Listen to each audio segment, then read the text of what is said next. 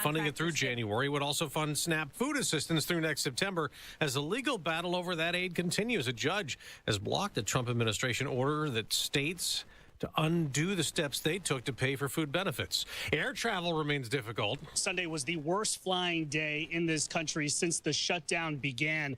A nightmare combination, really, of FAA-mandated flight reductions plus air traffic controller staffing shortages around the country. Here in Newark, for instance, you had a third of the flights that were canceled. You're talking about half of the flights delayed. Fox's Brian Yanis, the Newark, New Jersey airport. Another 1,600 flights canceled today, more 1,400 delays. Some of that weather-related snow in the Chicago area to northern Michigan. We heard from the Secretary of War, Pete Hegseth, this morning, taking out 2 more suspected drug boats off the South American coast. Secretary Hegseth, in a post on X, says the vessels hit were operated by designated terrorist organizations associated with illicit narcotic smuggling and had drugs on board. He says the strikes were in international waters in the Eastern Pacific and that all 6 people on board the boats, 3 on each, were killed. It's now 76 people reported killed in airstrikes since this anti-narcotics campaign started September 2nd. Fox's Chris Foster. America's listening to Fox News. 93 WIBC Mobile News. On the level, on the go. It's affecting drivers. Snow falling this morning. Right now, 26 in downtown Indy. We'll have a mostly cloudy afternoon and a high in the mid-30s. I'm Chart Lewis. Here's what's trending at 9:02. Good morning. If you're out driving this morning, make sure people are taking it easy and giving themselves extra time on the morning commute. Joe Neild with the National Weather Service says snow has been steady since Sunday. A winter weather advisory is in effect until 10 for central Indiana, and a full list of school closings and delays can be found at WIBC.com. Boone County Prosecutor Kent Eastwood says they will continue to work closely with the Whitestown Police Department over the next several days as they review the shooting death of Maria Florinda Rios Perez in Whitestown last week. They just now received the initial investigative report from police and will determine soon if criminal charges will be filed against the homeowner who shot and killed the woman after her and her husband showed up at the wrong house to clean. Eastwood is asking for the community's patience and understanding. A man is speaking with police at the hospital after being shot. IMPD learned that the man was hit by gunshots on the northeast side and then arrived to Community East Hospital just before 7 this morning. A person of interest has also been detained. 2 people died during the Monumental Marathon in Indianapolis on Saturday. John Herrick reports. Organizers of the marathon say both of the people who died had medical emergencies that were not related to one another. They were both taken to hospitals. The group that puts on the marathon is called Beyond Monumental. They say they have been working with first responders and medical personnel to give them whatever they need. John Herrick, 93 WIBC Mobile News. The average price of gas in the state of Indiana today, an even $3 a gallon, says Gas Buddy. $2.99 is the average here in Indianapolis. A nail-biter over in Germany as the Indianapolis Colts escape with an overtime win over the Atlanta Falcons, 31-25 Sunday. Head coach Shane Steichen. Just a phenomenal game, some back and forth, a gritty win by our guys, obviously getting it to overtime there and finding a way. And I thought it was phenomenal. Our guys battled like crazy, and just a hell of an experience over here playing this football game. Running back Jonathan Taylor went for 244 yards and 3 touchdowns. He now holds the franchise record for most career rushing touchdowns. The win moves Indy to 8-2 as they head into their bye week. A different story, though, for the Pacers, suffering another loss. Last night, it was the Golden State Warriors who knocked them around 114-83 the final. The Pacers are now 1-9 on the season. Checking traffic this morning with Paul Bodenloss. On 70, if you're heading westbound at Post Road, there's a crash. Also, 465 heading southbound. It's pretty heavy this morning between 74 and Rockville because of an earlier crash. And finally, on 70 eastbound out by State Road 267, there's a crash. Takes out the left lane. This report is sponsored by Great Lakes Honda of Fishers. At Great Lakes Honda of Fishers, it's Black Friday all month long. Lease a 2025 Ridgeland RTL this week and be entered for your chance to win a TV during Great Lakes Honda of Fishers Black Friday sale. I'm Paul Bodenloss with traffic on the 5s. Follow us on X at WIBC Traffic. Groceries, gas, just about everything you can buy comes with a tax on it. No matter what, the government's always there to take their cut of your cash. Your money belongs to you. That's why Congressman Jim Baird joined with President Donald Trump to pass historic legislation to ensure you keep more of your hard-earned cash. According to the White House, Congressman Baird's vote means Americans will receive a tax cut, saving over $10,000 every year. They'll get no taxes on tips for workers, and families will receive permanent increases to child tax credits and expanded child care access. That means bigger paychecks, a stronger economy, and more prosperity across our nation. To learn more about how President Trump and Congressman Jim Baird are saving American families money and putting money in your wallet, call Congressman Baird's office at 317-563-5567 or visit baird.house.gov. Paid for by official funds authorized by the House of Representatives. Replace old floors before the holidays with Drexel Interiors and get a free pad with qualifying purchase of new carpeting or luxury vinyl through November 15. Go to DrexelIN.com for details. The forecast from the American Standard Heating Weather Center. For today, winter weather advisory is in place until 10 o'clock this morning. A dusting of 2 inches is possible. We clear out in the afternoon. Wind chills in the teens to start, highs in the mid-30s. On Wish TV, Storm Track 8 meteorologist Ryan Morse for 93 WIBC. And I'm Jarrett Lewis on the level, on the go, and on WIBC.com. Kendall Casey starts now. You're listening to Rob Kendall. When we talk about sending money somewhere, we're talking about printing the money because we have no money. And Casey Daniels. My government would never lie to me, would they? On 93 WIBC. Every year. We go through this every year. Sometimes it's November. Sometimes it's December. Sometimes it's even January. But the first snowfall of every year, Ethan, by the way, Ethan's in for Casey today, people just forget how to drive like members of decent society. It's ridiculous. Whoa, Rob. It's not necessarily the driver's fault, at least not in Indianapolis, because we had advance warning of the snow, and they did not salt the roads. My truck barely had any traction at all, and I got to drag my happy butt down to Menards to get some concrete cinder blocks put in the back so that way I got some traction on these roads. I didn't expect there to be snow in November. I woke up and I thought, did I sleep in? Did I sleep through autumn? Because the entire season of autumn, because we're not supposed to have snow this early in November, and on my birthday, no less. It's freezing. It is your cold. birthday. Happy birthday. Ugh. We have a surprise for you here in just a little bit. But my point is, it was snowing on Saturday. Like, I watched the do you not watch the weather? Do you not check? I check the weather on my phone. I knew the weather. I knew the snow was coming. Okay. But apparently Indianapolis did not, because there wasn't any snow on my street. There wasn't any salt on my street. There wasn't any salt on the main streets. People were slipping and sliding everywhere. I had to drive slow because I had very little traction.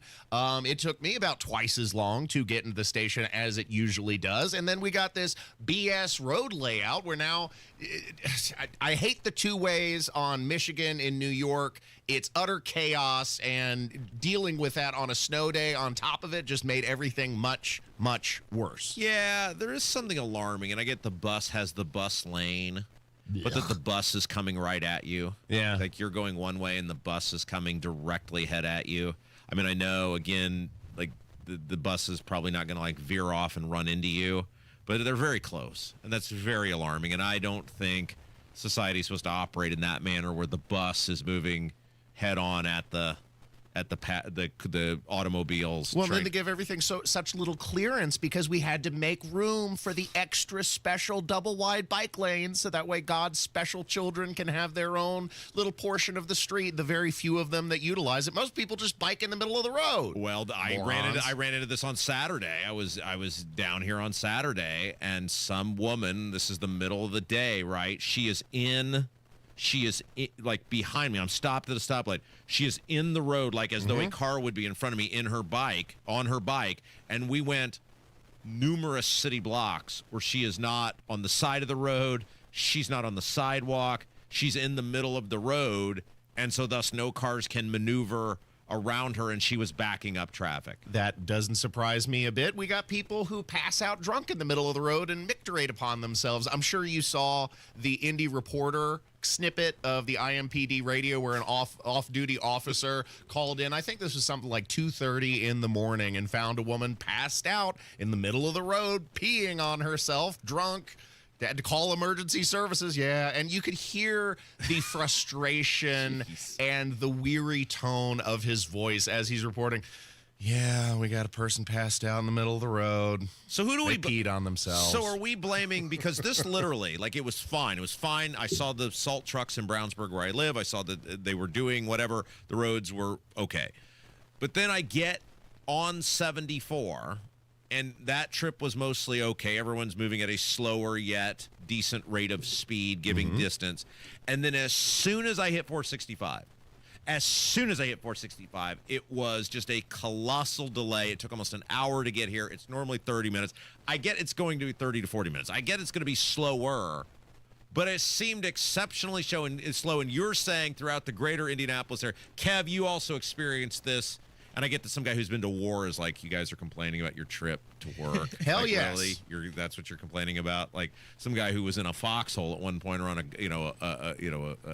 a boat, fighting the enemy was like, really? That's your biggest issue? But Kev, you also experienced horror on the roadways coming from the greater Greenwood area. Yeah, it took me about 45 minutes to get in. Usually it's less than a half-hour trip for me. But we're blaming the incompetence of the Hogshead administration. Yeah, no, this is an Indianapolis problem because you said there were salt trucks out in Brownsburg. They were nowhere to be seen in Indianapolis, and that's because, Rob, we have to pay for these very expensive glow-in-the-dark $7 million pedestrian trails that they put in over at Brookside Park, or these wonderful bike lanes for God's special children that have appeared all over the city, or the dedicated bus line that's getting put up in the mutilated Washington Street, and that money's got to come from somewhere, and it's not going to salt. I can tell you that. It is not going to salt. Yeah, again, we've mentioned this numerous times, but when you're a mayor of a city, you've really got 4 core responsibilities. Everything else is extracurricular. Like, you should focus on these 4 things, and then once you've perfected these 4 things, then you start with the other stuff. So you got trash. That's not a soccer stadium. You've got public safety. That's not a peace tent. Oh, well, no, peace tents fall under public safety, so that counts. You've got roads themselves, like the actual condition and maintenance of the roads, and then you've got snow removal. Where's recreational boozing? It is not on the list. Okay. And I don't live here, so you do. I don't know how the trash is. I don't know if the trash is well done, mediocre, passable. It is passable. I usually have no problems with the trash. Okay, so I do not know that. We'll check one of those boxes, but I do know the roads, the snow removal, the public safety, all just totally unacceptable for the amount of revenue that flows into this city every single year. It's gone down the drain. I want to say noticeably in a post-2015 world, what I wouldn't give for the problems that we had as a city circa 2015, because of course it's a major city. There's always going to be issues, but the problems of yesteryear are dwarfed in comparison to the problems of today. All right, let's take a break. Ethan's in for Casey. It's his birthday, so everybody be nice to him. When we come back, great news, Ethan. It appears the government is about to reopen. I know you've been very concerned about this. I was worried about those food stamp benefits. Well, now you can rest easy. It's about to open, and we'll tell you all the gory details. Kendall Casey Show, 93 WIBC. Holy cow! Another beautiful play for Indiana. A new coach, a new team, a new energy in Bloomington. You're going to see a bunch of guys that are all about winning. They play incredibly hard. Coach Darren DeVries is ready to write the next chapter in Hoosier basketball. We love what I think the fans are going to be able to see in terms of how we approach every game. IU basketball is back. Up next, Milwaukee, Wednesday at 7 on the home of the Hoosiers, 93 WIBC. Giant list of reasons why I trust Window Nation. They did such an awesome job replacing the windows in the front of my house. My old, drafty, cracked windows. Came in within a day, put in some new windows, left my house cleaner than before the install. Recently ranked highest on Forbes' list of best window installation companies. So you know you can trust Window Nation for high-quality, affordable windows. They have an A-plus rating from the Better Business Bureau. They have got over 45,000 five-star reviews, and they've came out to my house. I trust Window Nation. You can trust Window Nation. They are the best in the business, but you need to hurry. The sale ends soon. 50% off all window styles and 0 interest financing for 5 years. Schedule a fast and free estimate right now at windownation.com. windownation.com. You've got your whole life ahead of you, so choose a Medicare plan you can count on. If you're living with a chronic condition like diabetes, chronic heart failure, or a cardiovascular disorder, you might count on extra support with your healthcare too. That's why United Healthcare offers chronic special needs plans with extra benefits and a large provider network to choose from. Visit uhc.com/Medicare to find out if you qualify today. United Healthcare Medicare plans. It's Medicare coverage Indiana can count on. Provider network may vary in local market. Welcome to Tire Discounters. Oh, hiya, Phantom. Mike, is it true? What's that? Tire Discounters is offering up to $200 off sets of Goodyear tires? Absolutely. Plus free alignment and a full synthetic oil change? You got it. I'm not one to exaggerate, but that may be the best deal in the history of the world. But free would be better. Mike, don't toy with me. Through the holidays, every day we're open, someone will get their money back on 4 tires. But I... Just breathe, Phantom. Breathe. No purchase necessary and 12/31/25. Visit website for details. Is your home stressing you out? Why not sell it to us? We will buy any property in any condition. We receive a tremendous amount of phone calls on that property. A lot of them are very aggravating. You're not going to buy it over the phone, so let's don't kick tires. Come and look, say yay or nay, and then we can both go on down the street. And so James did come, looked it over, we talked, chatted. James, he did a good job. Did what he said he was going to do.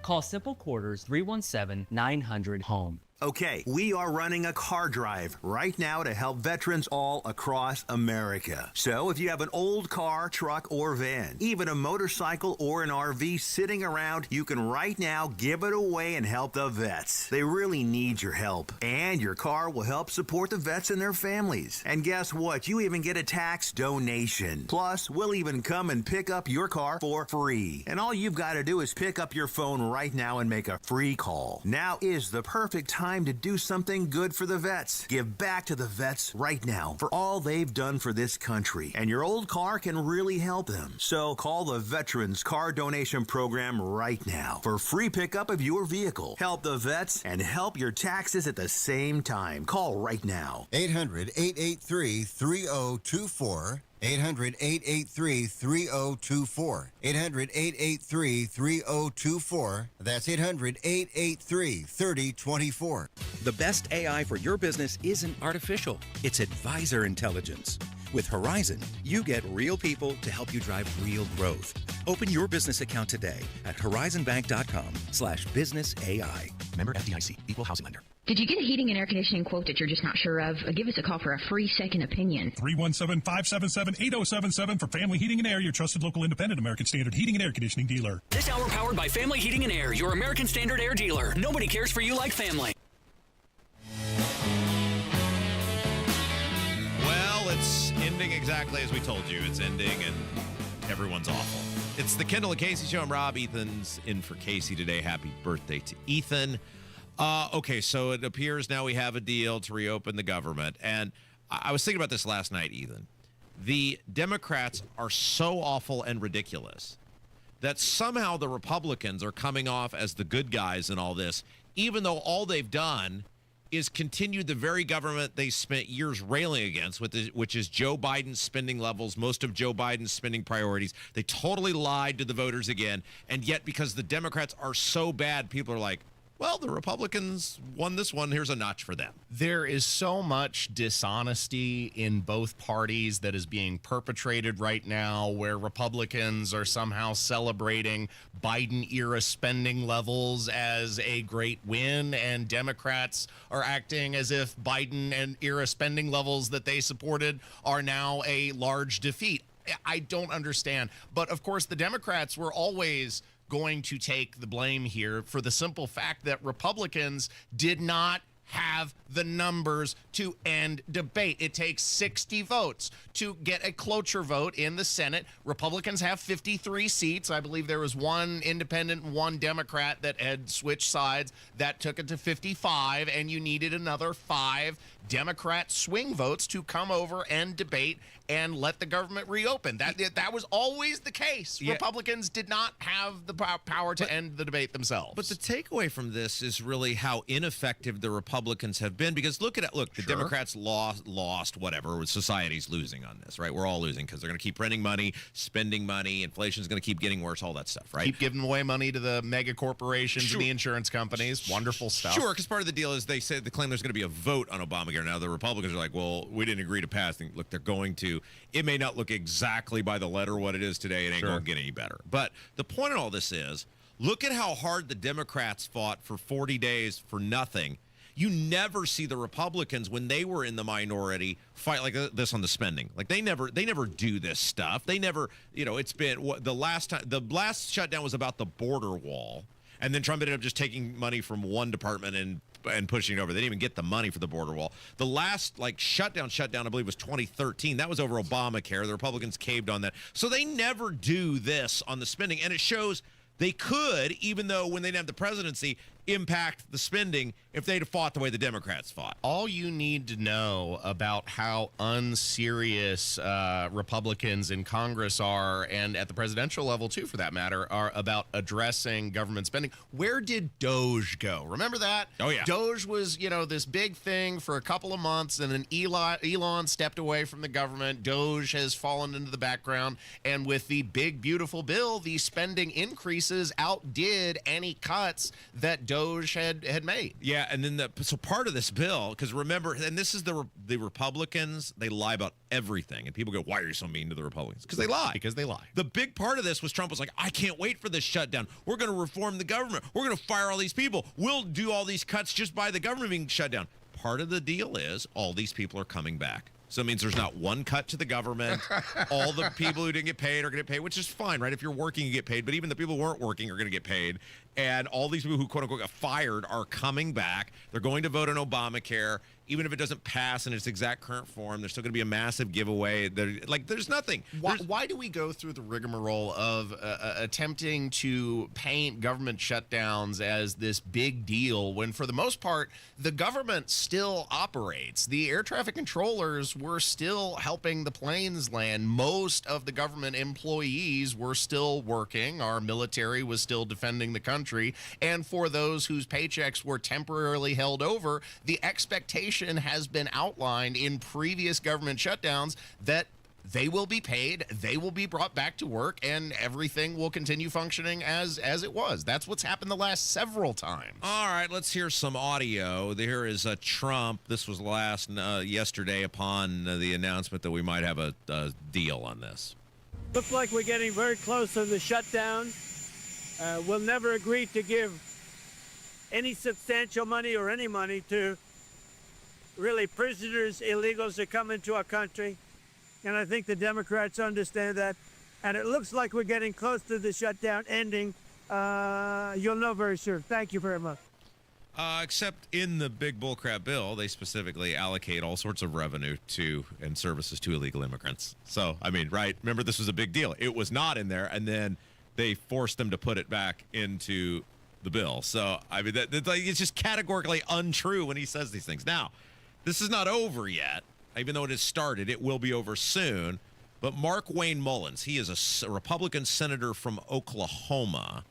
He kind of laid out what the next several days is going to look like because, as with everything, it's the government, so it's going to be a colossal mess. Here is how the next several days are going to unfold. Right now, we got to have a motion to proceed. That means to get on the bill.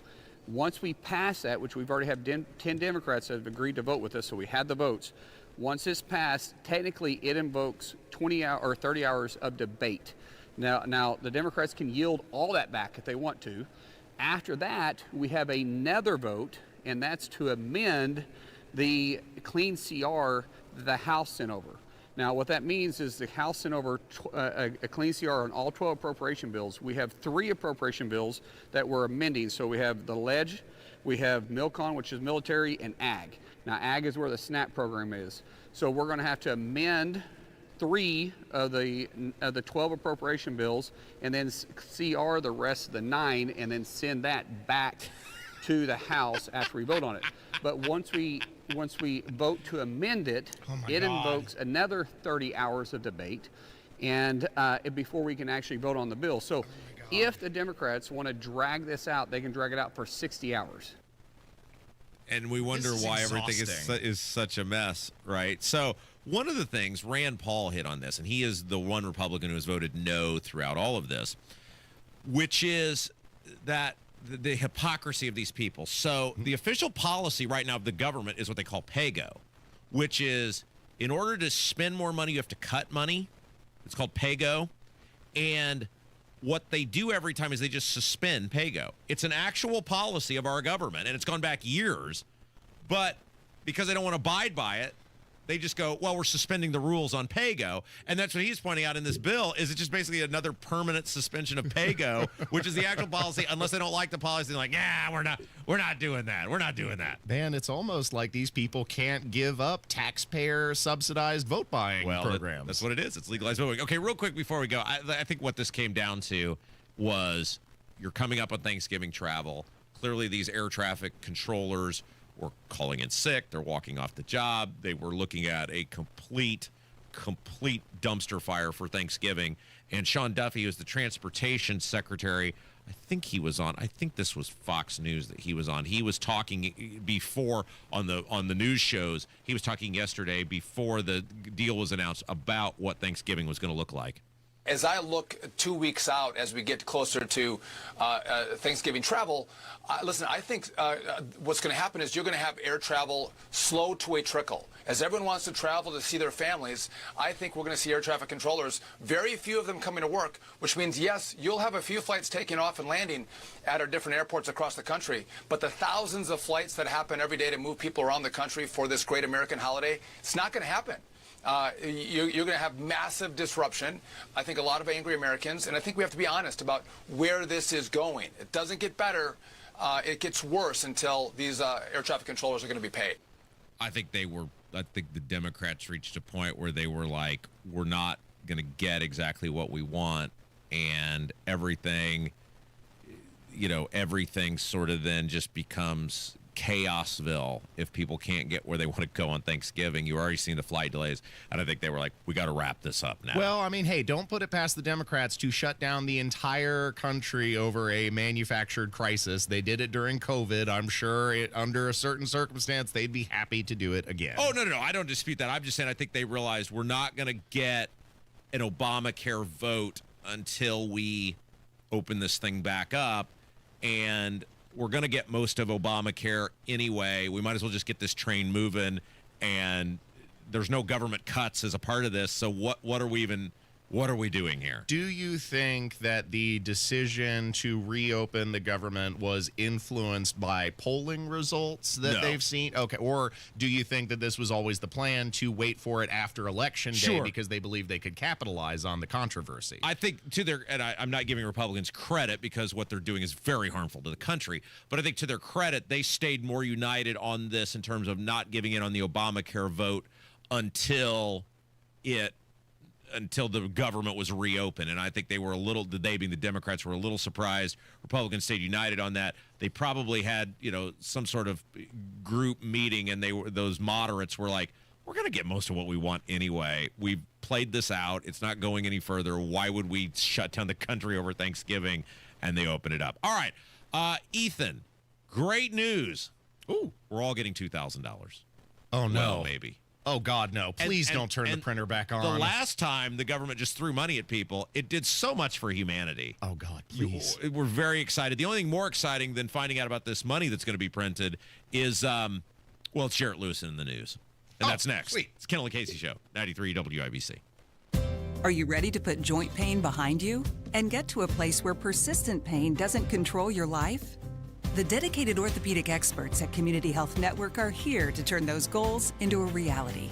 With personalized treatment options that include robotic-assisted surgery, we'll help you feel your best so you can get back to enjoying your hobbies again. Learn more about your care options at ecommunity.com/ortho. Community Health Network. Exceptional care, simply delivered. 93 WIBC Mobile News. On the level, on the go. Enough appear to be in agreement. I'm Jarrett Lewis. It's now 9:30. Here's what's trending this hour. The Senate taking a big step forward on its way to reopening the government as a group of Democrats joined Republicans in their bid to pass a revamped plan to end the shutdown. 8 Senate Democrats crossed the aisle to overcome a filibuster, even though they had previously said they would only vote to reopen the government in exchange for a deal on extending expiring Affordable Care Act subsidies. New Hampshire Senator Jeanne Shaheen was one of the Democrats who voted for the plan. We're making sure that the people of America can get the food benefits that they need, that air traffic controllers can get paid, that federal workers are able to come back, the ones who were let go, that they get paid, that contractors get paid, that aviation moves forward. The updated funding plan, though, does not include an extension of the health care subsidy. Sunday marking the worst day for air travel since the government shutdown began, as thousands of flights were delayed or canceled across the country. And while the end of the shutdown is in sight, travelers remain in limbo this morning. Fox Business's Grady Trimble. The air travel chaos likely played a role in those Democrats' decision to join Republicans and start the process of reopening the government, because this weekend was the worst for delays and cancellations by far since the start of this shutdown. Delays yesterday alone, about 10,500 of them, almost 3,000 cancellations. That's a combination of the FAA mandated cuts plus the airlines having to make them for other reasons. Transportation Secretary Sean Duffy rolled out a plan for airlines to reduce flights starting at 4% last Friday at 40 large airports across the country. Secretary Duffy also says once the government reopens, it could take some time for things to get back to normal. And Texas Governor Greg Abbott announcing this week that he will be seeking a 4th term. Your opening bell report on 93 WIBC brought to you by Absolute Wealth Management. The Dow is up 186 points, 46,987. The S&P 500 also looking good, up 63 points to 6,728. And the NASDAQ in the green, up 380 points, 25,059. I'm Jarrett Lewis on the level, on the go, and at WIBC.com. What's Jeff Saturday up to these days? Retiring from football means a lot of things for a guy like me. It means more time to pick up some hobbies, like baking, puzzles, and some gardening. It also means pinching pennies. And that's why I look for unclaimed property at indianaunclaimed.gov. Look, it's your money, and they want you to have it. So check indianaunclaimed.gov or text Jeff to 46220 and search now. Food insecurity is an urgent problem, one that impacts real Hoosiers. You can help today. Gleaners needs donations. Your contribution goes further with Gleaners. For every $10 you give, Gleaners leverages their resources to turn your $10 into $90 worth of groceries for families who desperately need help right now. Your gift benefits local community members, and every dollar counts. Gleaners also needs volunteers now to help with warehouse distribution. Go to gleaners.org and donate or get involved today. Hey guys, it's Rob for our friend Mark Deedle. And Mark Deedle wants you to know the Indianapolis real estate market is strong, but it's not easy. Now is a good time to sell only if you hire a real estate team that knows how to aggressively market your home like Mark Deedle Realty. Perhaps you're worried with the challenging market, you won't sell your home for the price it's worth. Mark Deedle guarantees your home sold at a mutually agreed upon price and deadline, or he will buy it. Listen to what Troy in Connorsville had to say about working with Mark Deedle. It was a real estate challenge. I wanted to sell my home over market value and buy a home near my favorite hunting area with land and no HOA close to town. Miraculously, the Mark Deedle team did it all. They found the perfect new home at a great price and sold my current home in 10 days for $10K over list price. Call the local Indianapolis agent I trust and recommend, and the agent who guarantees your home sold or he'll buy it. Call Mark Deedle 317-755-4232 for all the details, or go online to markdeedle.com. That's Mark, DIETEL.com. When people think sleep apnea, they think CPAP. Now at Advent, we do all we can to help sleep apnea sufferers avoid the CPAP machine. And most sleep apnea sufferers who come to Advent are going to be able to avoid a CPAP altogether. Our unique Advent approach using simple in-office solutions can get your nose working and throat open all under one roof. You see, the root of every snoring and obstructive sleep apnea problem lies within the throat, nose, or both. At Advent, we know when we get the nose and throat working properly, most snoring and sleep apnea problems will subside. And we have the most simple and convenient, ultra-effective in-office solutions that can do just that. And this is why people have traveled by planes, trains, and automobiles from corners of the world you would never think of to find the sleep apnea and snoring relief you won't find elsewhere.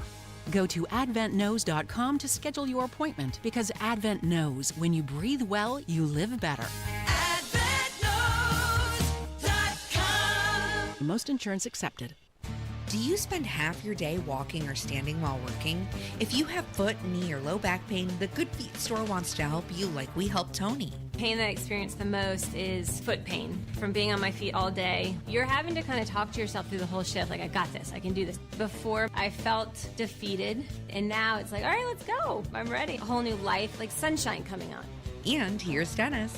Working at an amusement park, it's always on your feet. I just couldn't take it. I just couldn't believe that putting these arch supports in made that much of a difference that quickly. Good Feet just took that pain away, and I could do my job, and I could take care of my family. I know what my tomorrow is going to be. It's going to be positive, and it's going to be pain-free. You deserve a better life, too. Stop into the Good Feet store today. We're located in Castleton by the Fashion Mall or in Greenwood, just off the 65. Thanks to the Good Feet store. Thanks to the Good Feet store. Replace old floors before the holidays with Drexel Interiors and get a free pad with qualifying purchase of new carpeting or luxury vinyl through November 15. Go to DrexelIN.com for details. Okay, so we learned nothing from COVID, and we're just going to throw money at people, and that's... well, we'll see how that goes. We'll get to that in a second. Kendall Casey Show. I'm Rob. Casey's out. Ethan's here. It's Ethan's birthday.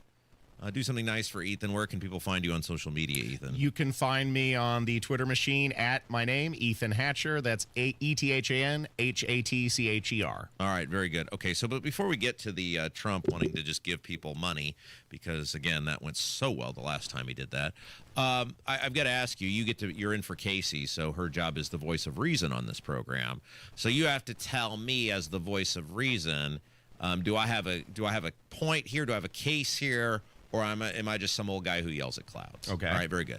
So this is like a little rendition of "Am I the a-hole" on it? The threads on Reddit. Yeah. No. Yes. Perfect. That's yes. Absolutely. Okay. So you may be aware that there's a very expensive structure down the street from us, paid for by the taxpayers. Its name is Lucas Oil Stadium. Yes. And every time, if you live in the donut counties, if you buy a sandwich or a soda, you pay for it. Various other taxes and fees in this Indianapolis area, you pay for it. The overwhelming majority of that stadium, which the Irsay family now is the primary beneficiary of that, we pay for. Are we not also paying for the Market Square Arena still? I believe we are still making payments on that large sporting venue as well. Yeah, I don't know. Market Square, the RCA Dome, I don't know if we're done with all those. Definitely taxpayers have been very supportive of the replacement there, which is Gainbridge Fieldhouse. I say supportive as though it's some sort of telethon where people gave willingly. No, money was confiscated and then given. But anyway, yes, a monstrous amount of money to enrich the Irsay family, and it was sold to the public as, oh, this is going to be this great economic driver, not just for the city of Indianapolis, but for the central Indiana area. Now, nobody's ever been able to explain to me, other than some rare time in which someone stays at a hotel in the town in which I live, how Brownsburg has benefited at all from Lucas Oil Stadium. Well, now, Rob, we got a Super Bowl almost a decade ago in 2012. So we got a Super Bowl out of it a decade and a half ago. And fun fact that no one wants to mention, we actually lost money on the Super Bowl. So anyway, that's neither here nor there. But they sold this as, oh, it's this great economic driver, and it'll be great for the especially the city of Indianapolis, which pays the most amount of tax increases. It's going to be great for you guys, the economic development. There'll be all these people downtown. All these merchants will be thriving. You got these Colts home games. Of course, they sell the concerts and the other things. But the primary thing was, got all these Colts home games, right? So for whatever it is, 8, now 9 sometimes, Sundays, hey, plus the preseason, plus, maybe we get lucky and get a playoff game at home, which we might get this year. It's going to be all of this thriving economic commerce going on in the greater downtown area. Okay, still weird, but whatever. But then when I turn on my television and I see that the Colts gave up a home game. What do you mean they gave up a home game? Well, the Colts are supposed to have this game as a home game on Sunday. They're supposed to have 9 home games. Okay. They were the home team in the game in Germany and we didn't get our 9 home games because we went to Germany, do I have a right to say, hey, I think we kind of got screwed on this because it looks like Germany's getting the economic commerce, development commerce, whatever, off of this game versus the city of Indianapolis, who didn't get the home game? Well, I think you absolutely have a right to be outraged about this, Rob, because you already elucidated that we are paying for the privilege of having the stadium. Taxpayer money is going to support the Irsay family and more broadly to support the Colts and their ability to play in the city. So the fact that we all have a stake in them participating in the city, and our stake was sold under the premise of it bringing economic development to Indianapolis, then yes, you have a right to be outraged that they are then outsourcing that economic development to a foreign country, because it's not enough to have a monopoly on the sportsball here in the United States. They are trying to expand abroad and get the money overseas as well and export this great American event. Yeah, so I didn't know. I don't want to harp on it because we harp on this all the time, but like what economic development did the city of Indianapolis get, unless the IEDC went on some trip with them, which I wouldn't rule that out, of the Colts going and playing in Germany when we're paying for this? Where was the payoff? And I did look into it, and I did wonder, because I remember last year when this was announced, there were Colts fans who were earlier this year when this was announced, who were outraged over the fact that they got charged for the 9 home games. Their ticket price went up 10% for the season tickets, and then they got charged extra, but they lost a game, and then it did look like the Colts, to at least to those people, they refunded the money. No refund to the taxpayers. You're talking about season ticket holders? Right. Yeah, I'd be pretty upset about that, too, if I paid for a certain amount of games in the city of Indianapolis, and then all of a sudden they're doing it overseas in Germany. Right. That would be upsetting. But it looked like they did indeed give at least those people their money back. Okay. Ethan, I'd like some money back. Why don't we do this? Why don't we take a break? When we come back, we'll talk about the money that is supposedly going to be coming to us very soon. Oh, no. We'll talk about this 50-year mortgage plan, which also seems like a very bad idea. Oh, no. Plus, we'll celebrate your birthday. Oh, it's cool. It's a very big day for you, Ethan. And we'll get into that and much more. Kendall Casey Show, 93 WIBC. Back at it this afternoon on the Hammer and Nigel Show. The biggest stories in Indy. We'll recap the weekend. Guy Relford Monday Gun Day. Let's go, baby. Attention Indiana homeowners. Are you dealing with a wet and moldy crawl space? Hi, I'm Adam Swain with Swain Co. Crawl Space and Basement Repair. Your real, local, Indiana family-owned experts dedicated to fixing your crawl space right the first time. And with our new no interest, no payment financing, you can get the repairs you need without breaking the bank. Don't let crawl space water problems dampen your spirits. Call Swain Co., Indy's most trusted waterproofing experts at 317-407-1868 or swaincollc.com. Garage door problems? Call today for service today. Garage Doors of Indianapolis services all makes of garage doors 24 hours a day, 7 days a week. Call today for service today. 875-4577. Call today for service today. Get it fixed right now. Call Garage Doors of Indianapolis at 875-4577 or visit doorstoday.com. In the morning, call 875-4577. For service today. Truck drivers, the holiday rush is here. Take advantage by becoming a Schneider driver. By driving for one of America's busiest carriers, you'll stay busy during the holiday season and throughout the new year. Plus, as a Schneider driver, you'll have access to top-quality driver support and newer equipment spec'd with the latest safety and comfort features that drivers want. Don't wait. Get a jump on 2026 by exploring jobs in your area today at SchneiderJobs.com. That's SchneiderJobs.com. This year, make Christmas cash with Farnsworth Metal Recycling. Ray's Demolition and Farnsworth Metal Recycling, family owned in Indy for 3 generations, are names you know and trust. Bring in your scrap aluminum, steel, copper, or brass and turn it into holiday spending money. Whether you're decking the halls, buying gifts, or just want a little extra jingle in your pocket, cash is king at Farnsworth. Farnsworth Metal Recycling, a familiar face in Indy. The most extraordinary thing a woman can do is let herself be human. We try to do it all, sure, but what if we're just not feeling it? Like when the fatigue hits, but you gotta bring snacks to the soccer game? Or when the laundry's piling up, but that hot flash says, too bad. we get it.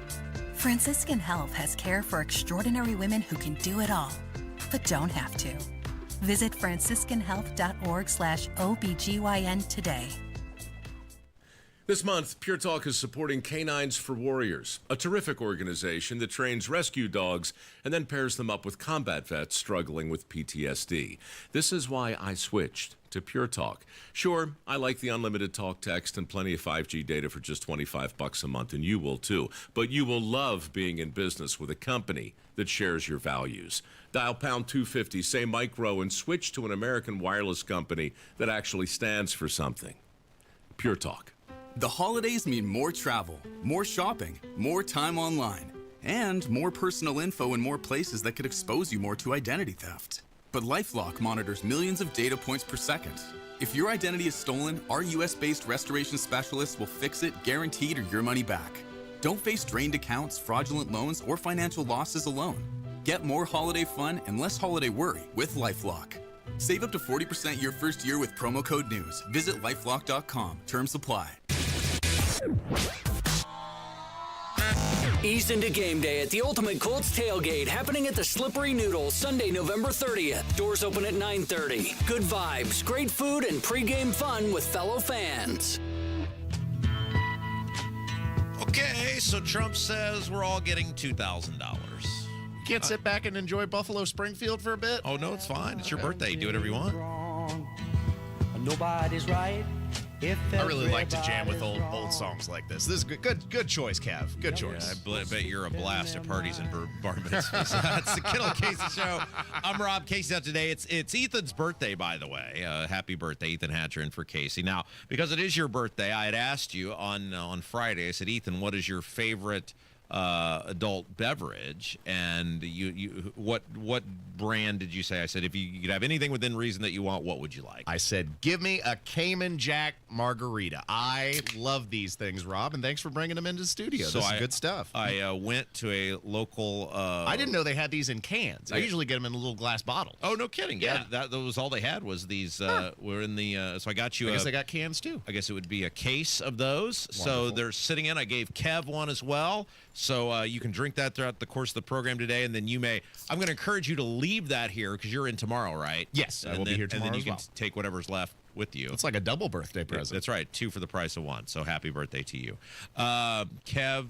I when I come in tomorrow, I don't want that fridge to be empty. You're the last one here each day, and so I don't want you. I'm counting. I'm keeping track of how many are in there. I think you should be addressing that to Hammer and Nige. Yeah, true. I think I could exercise some self-control. Keep an eye on Hammer and Nigel now. Yeah. Okay. Very good. All right. So Trump came out and has now basically declared that he wants every American to get $2,000 off the tariff tax. Is that what we call it? I mean, that's what it is. Yeah. Tariff is a tax, right? Which is bizarre because so basically what he's saying is, I want you to pay higher taxes or higher prices, and then for your paying higher prices, I'm going to give you $2,000 back. This can't be serious. We can't be doing this again. That would be what? Stimulus round number 4, and stimulus rounds 1 to 3 did such a fantastic job of increasing the cost of everything. So this is fascinating. The Hill did a deep dive on all of this, and as did other media outlets, Politico, etc. And one of the things in one of these pieces that came out that was fascinating to me is our national debt is $3 trillion. And they had initially sold... Do you mean 38 trillion? I'm sorry, what did I say? You said 3. Oh, no, I'm sorry. Substantially higher. I will come back to the 3 here in a second. Yes, $38 trillion. They had initially sold the tariffs as, and now they're just all over the map on it, because they initially sold the tariffs as, oh, we're going to use it to pay down the debt. You're going to be all for this because we're going to use it to pay down our debt. Well, then once the shutdown happened, they're like, no, we're going to give it to the SNAP people. We're going to use the money for the SNAP and low-income people, and the farmers. We're going to WIC. Wasn't it WIC too? Yeah, the poor people. We're going to help them. Well, but what happened to paying down the debt? No, we're going to use it for the poor people. And then yesterday, Trump came out and said, I'm going to give everyone $2,000. And then people said, well, but I thought it was initially going to the debt, and then it's going to the farmers and the poor people. Now it's going back to us. And then... I can't remember if it was Politico or The Hill did a deep dive on this. And the total amount of revenue, if Trump got everything he wanted in these tariffs and it lasted a decade, we would get $3 trillion. The nation, the United States of America. Not that that's some small amount of money, but when you're $38 trillion in debt, even if you used every penny to, quote unquote, pay down the debt, you're running much higher annual deficits than the revenue coming in. So you would still be more in debt than when you started, even if you used every penny to pay down the debt. Less than 1/10 of the total debt overall. I do think that is pretty minuscule in the grand scheme of things. And considering how devastating the stimulus packages were to the economy, this seems like an inadvisable idea. But Trump can't do this unilaterally, right? He can't just decree it to be so. I know he has a certain amount of discretion with setting the rates of tariffs themselves, but he doesn't have discretionary spending power with the money that's generated, does he? Do you think if he tried to do it, there would be many Republicans who would stop him based on they don't really stop him doing much of anything, do Well, they don't have 60 votes, though. Well, but of course, the other problem he's got is these tariffs are, it looks like, going to be overturned at the Supreme Court. I mean, if you read the tea leaves on these Supreme Court hearings that have taken place, the court seems to be wrestling with, if we overturn this, what's the doomsday scenario in terms of having to pay the money back? Those are the questions they were really asking, is if you win. So a group of Democrat attorney generals and local business people are suing the Trump administration over Trump using emergency power, saying there's not an emergency. He can't just unilaterally do these tariffs. It's got to go through the Congress. And the court seemed to agree with him, or with them, the people suing. However, the one thing they're wrestling with is so much money has already been paid by people who have had to pay these taxes, which is what tariffs are. They said, well, how does the government pay you back? And the people suing were like, not our problem. Your job is to enforce the law. They made the bad choice. They got to figure it out. You've got to just rule what the law and what the Constitution says. And so there could be all this chaos, and we may not end up getting a penny out of this if they got to pay all these people back. Based on my reading of the Constitution, I understand tax and spend authority would lie with the Congress. I mean, am I wrong? The president doesn't have the ability to enact these things completely unilaterally, and I know there was a gray area with enacting the tariffs, but I think he may have overstepped here. All right, well, if you're against the tariffs, Trump does not think very highly of you, and he went to his social media. I believe this was the Truth social media, and this is what he had to say.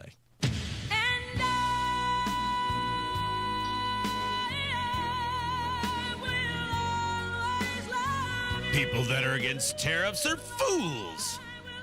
We are now the richest, most respected country in the world, with almost no inflation and a record stock market price. 401ks are highest ever. We are taking in trillions of dollars and will soon begin paying down our enormous debt. 37 trillion. 38, but what's 1 trillion amongst friends? Record investment in the USA. Plants and factories going up all over the place. A dividend of at least $2,000 a person, not including high-income people, will be paid to everyone. Wonderful. He's all over the map on that one. Paying down the debt. Now, giving money back to you. I just wish it would all stop. Like, we live in a global economy, and it's one thing to say we want to make America an economic climate where people want to do business here. We want to make America competitive with the rest of the world. But the reality is that 30 plus years ago, we waved bye-bye to the idea of many things being made in this country, and there's many things that people don't even want to make in this country. Well, we also don't have the ability to make everything realistically in this country. I'm sure you've seen the famous essay by Milton Friedman, I, the Pencil, about the many different components, yes. Right. and the manufacturing a simple pencil requires so many different materials from so many different places that one person couldn't do it all. So we do live in a global economy. All right, we've got a lot to get to. By the way, that what is this? It's Cayman Jack Margarita. Cayman Jack Margarita. I just had my first sip of that. That is pretty good. All right, so we got a lot to get to today. Coming up next hour, Trump has proposed these 50-year mortgages, which are ridiculous. The mayor of Noblesville did something just enraged me over the weekend. And coming up at 11 o'clock, Ethan, Tom LaBianco is going to be with us. He was in town the past several days. He is the guy who broke the AI porn story, allegations of AI porn being viewed in the lieutenant governor's office, and he was in town covering something big. So he's going to join us. We're going to kind of reset all the allegations that have been going on as it relates to the lieutenant governor's office, plus this other thing that he's been covering. We'll get to that and a whole bunch more. We got a huge show coming up. 2 hours left to go. Ethan's in for Casey, 93 WIBC. Into your life it will creep. It starts when you're always afraid. Step out of line, the man come and take you away. We better stop. Hey, what's that sound? Everybody look what's going on. Stop. Hey, what's that sound? What's Jeff Saturday up to these days? Retiring from football means a lot of things for a guy like me. It means more time to pick up some hobbies, like baking, puzzles, and some gardening. It also means pinching pennies. And that's why I look for unclaimed property at indianaunclaimed.gov. Look, it's your money, and they want you to have it. So check indianaunclaimed.gov or text Jeff to 46220 and search now.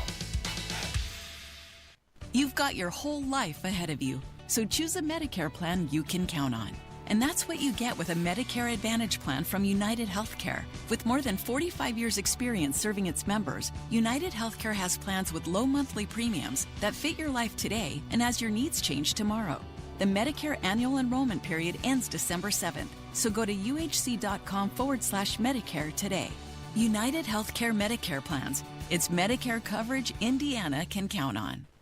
Welcome to Tire Discounters. Oh, hiya, Phantom. Mike, is it true? What's that? Tire Discounters is offering up to $200 off sets of Goodyear tires? Absolutely. Plus free alignment and a full synthetic oil change? You got it. I'm not one to exaggerate, but that may be the best deal in the history of the world. But free would be better. Mike, don't toy with me. Through the holidays, every day we're open, someone will get their money back on 4 tires.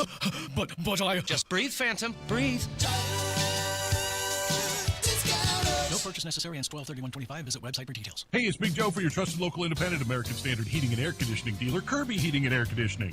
Owner Robert Kirby says more and more customers are looking into the advantages of mini splits as an add-on to help heat and cool smaller spaces. Separate zones, so separate control of your temperatures. You can turn them off if you want to, or run them at a different temperature. They're ultra quiet and efficient. And you can use them in spaces where there's not always a lot of room for ductwork. Just go to KirbyHeating.com. Kirby Heating and Air Conditioning is your American Standard Mitsubishi Electric Elite Ductless Pro dealer. Right now at Tom Roush Lincoln, get a 2025 Lincoln Corsair for $4,000 off plus 0% APR. 2025 Lincoln Aviator from $5,000 off plus 0%. Or 2025 Lincoln Nautilus for $4,500 off. Also 0% APR. So come get that new Lincoln at Tom Roush Lincoln in Fisher. Corsair MSRP 51,720. Aviator MSRP 72,225. Nautilus MSRP 71,60. 0% APR for 48 months on qualifying Lincolns. Good through 12/1/2025. Subject to credit approval. See dealer for complete offer details. Energy slipping? Losing your edge? It could be low T. Take action. Synergen X and Low T Center offer a quick free T test. Get pharmaceutical-grade testosterone, never compounded, personalized by experts just for you. Most insurance covers it. The best you is waiting. TRTMVP.com. Thinning hair? This year, grow your hair back like I did. Call 317-522-2995 or visit WeGrowHairIndy.com.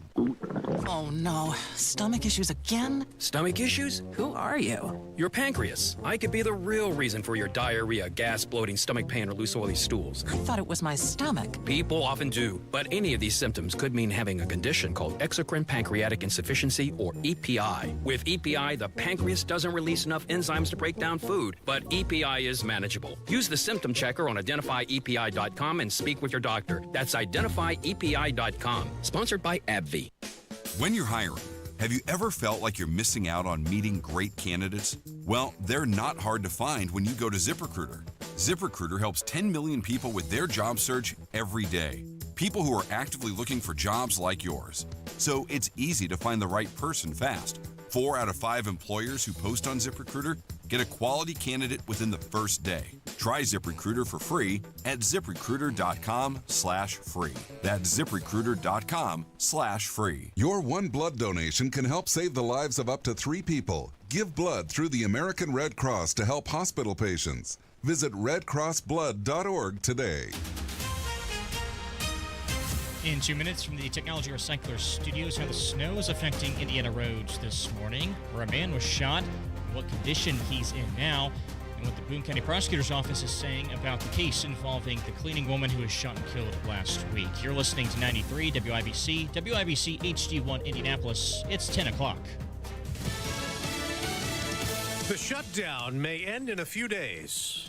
I'm Dave Anthony, Fox News. After a late-night vote finally ended the filibuster that blocked funding, Republican Senator John Barrasso tells Fox. We need to get the government open. People need certainty. This has been 40 days of pain brought on by the Democrats, by this blackmail, and we see the light at the end of the tunnel right now. It took 8 Democrats to break ranks with their party to end the stalemate and set up House and Senate funding votes this week. Here's the deal. It is a CR, a continuing resolution to fund the government through the end of January. It restores SNAP benefits. It rehires workers who were laid off during the shutdown, and it also passes a couple of funding bills. The shutdown deal skips their crown jewel, the whole reason they were fighting in the first place, to extend the Obamacare subsidies. Instead, they got a promise to hold a vote on it in December. Let me be clear about this. It's not a vote right now. There's no guarantee it's going to pass, no guarantee the House would ever even take it up. So Fox's Aisha Hasni reports from the Capitol. Many other Democrats are upset they lost their leverage as they want to extend Obamacare subsidies to millions of Americans set to expire at year's end. It's another tough day at airports during the shutdown. Another 4,000 flights either canceled or delayed, with air traffic controllers sick outs as they keep working without pay. Snowy weather is also a factor, a half foot or more in some places. A real mess across portions of Lake Michigan right now. Chicago's been in the bullseye. Northwestern Indiana's been in the bullseye. This is going to continue to spread out. Fox meteorologist Adam Klotz. Parts of Michigan also getting wintry weather. The U.S. military's blown up 2 more boats off the South American coast that Secretary of War Pete Hegseth wrote on X were trafficking illegal drugs, adding 6 people to calls narco-terrorists were killed.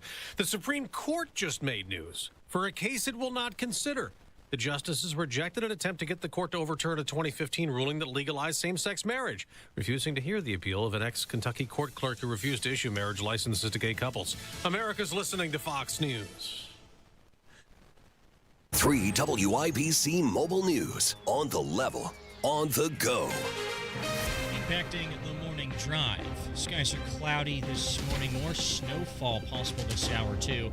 Right now, 27 in the Circle City with a high at 35 today. I'm Jarrett Lewis. Here's what's trending at 10:02. Along with driving carefully on the roads due to the snow, Joe Neild with the National Weather Service in Indianapolis says be extra cautious when going over bridges. Combined with the colder temperatures that have moved into the area, will be the potential for some slick spots on roadways, especially those bridges and overpasses that are, always the quickest ones to ice up. Snow flurries are possible for tomorrow, too, but nothing too serious. There have been multiple reports of crashes on interstates this morning. A man is recovering in the hospital after being shot on Indy's northeast side. IMPD says they responded to Community East Hospital just before 7 this morning to speak with the man. They also said they have a person of interest in custody.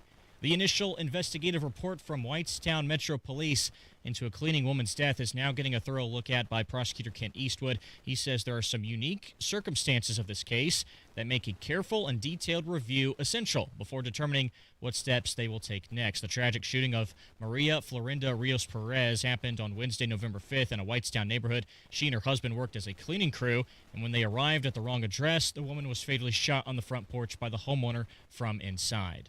Medical emergencies. That's what organizers of the 2025 CNO Financial Indianapolis Monumental Marathon say they witnessed on Saturday. John Herrick explains. 2 people died after being taken to area hospitals for unrelated medical emergencies during the Monumental Marathon in downtown Indianapolis on Saturday. Organizers say they are providing all the support they can to emergency and medical personnel who arrived on the scene quickly to help. Joseph Whelan set an unofficial course record, and Amanda Mossborg emerged victorious in the women's marathon. John Herrick, 93, WIBC Mobile News. The Indiana Pacers losers again, falling last night on the road, 114-83 to the Golden State Warriors. Head coach Rick Carlisle. The free throw line hurt us, obviously, but we were fighting, and then the fourth quarter, it just got away from us, and we've got to avoid that kind of thing. Indiana is now 1-9 to start the season, and several players are still hurt and unavailable. I'm Jarrett Lewis on the level, on the go, and at WIBC.com. Kendall and Casey back in 1 minute. Pat Sullivan here. I've got a fall lifesaver for you, gutter helmet. You know what fall means in Indiana? Leaves, piles of them. And if you've got gutters, you've got a problem, unless you've got gutter helmet like I do. I haven't cleaned my gutters in years. Why? Because gutter helmet does the dirty work for me. This isn't just a cover. It's a patented system that allows water to flow through while the debris slides off and your gutters stay clear. No more ladders, no more scooping out soggy gunk. Just peace of mind. Thousands of Central Indiana homeowners have already made the switch. Gutter helmet has been America's #1 choice for gutter protection since 1981. And it's been protecting my home every time it rains. And right now they're offering a 15% discount plus 12 months no interest financing. But don't wait. This deal ends October 31st. Call 800-5HELMET for your free no pressure estimate. That's 800-5HELMET or visit gutterhelmetindy.com and never clean your gutters again. You're listening to Rob Kendall. When we talk about sending money somewhere, we're talking about printing the money because we have no money. And Casey Daniels. My government would never lie to me, would they? On 93 WIBC. The 50-year mortgage. That sounds like a horrible idea. Let's get to the bottom of it.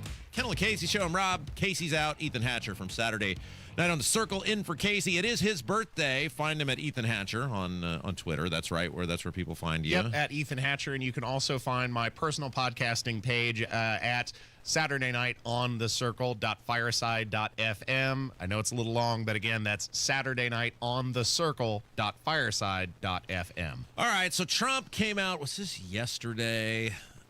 I don't know. It was over the weekend. And he has proposed this idea where he wants to make the 50-year mortgage possible.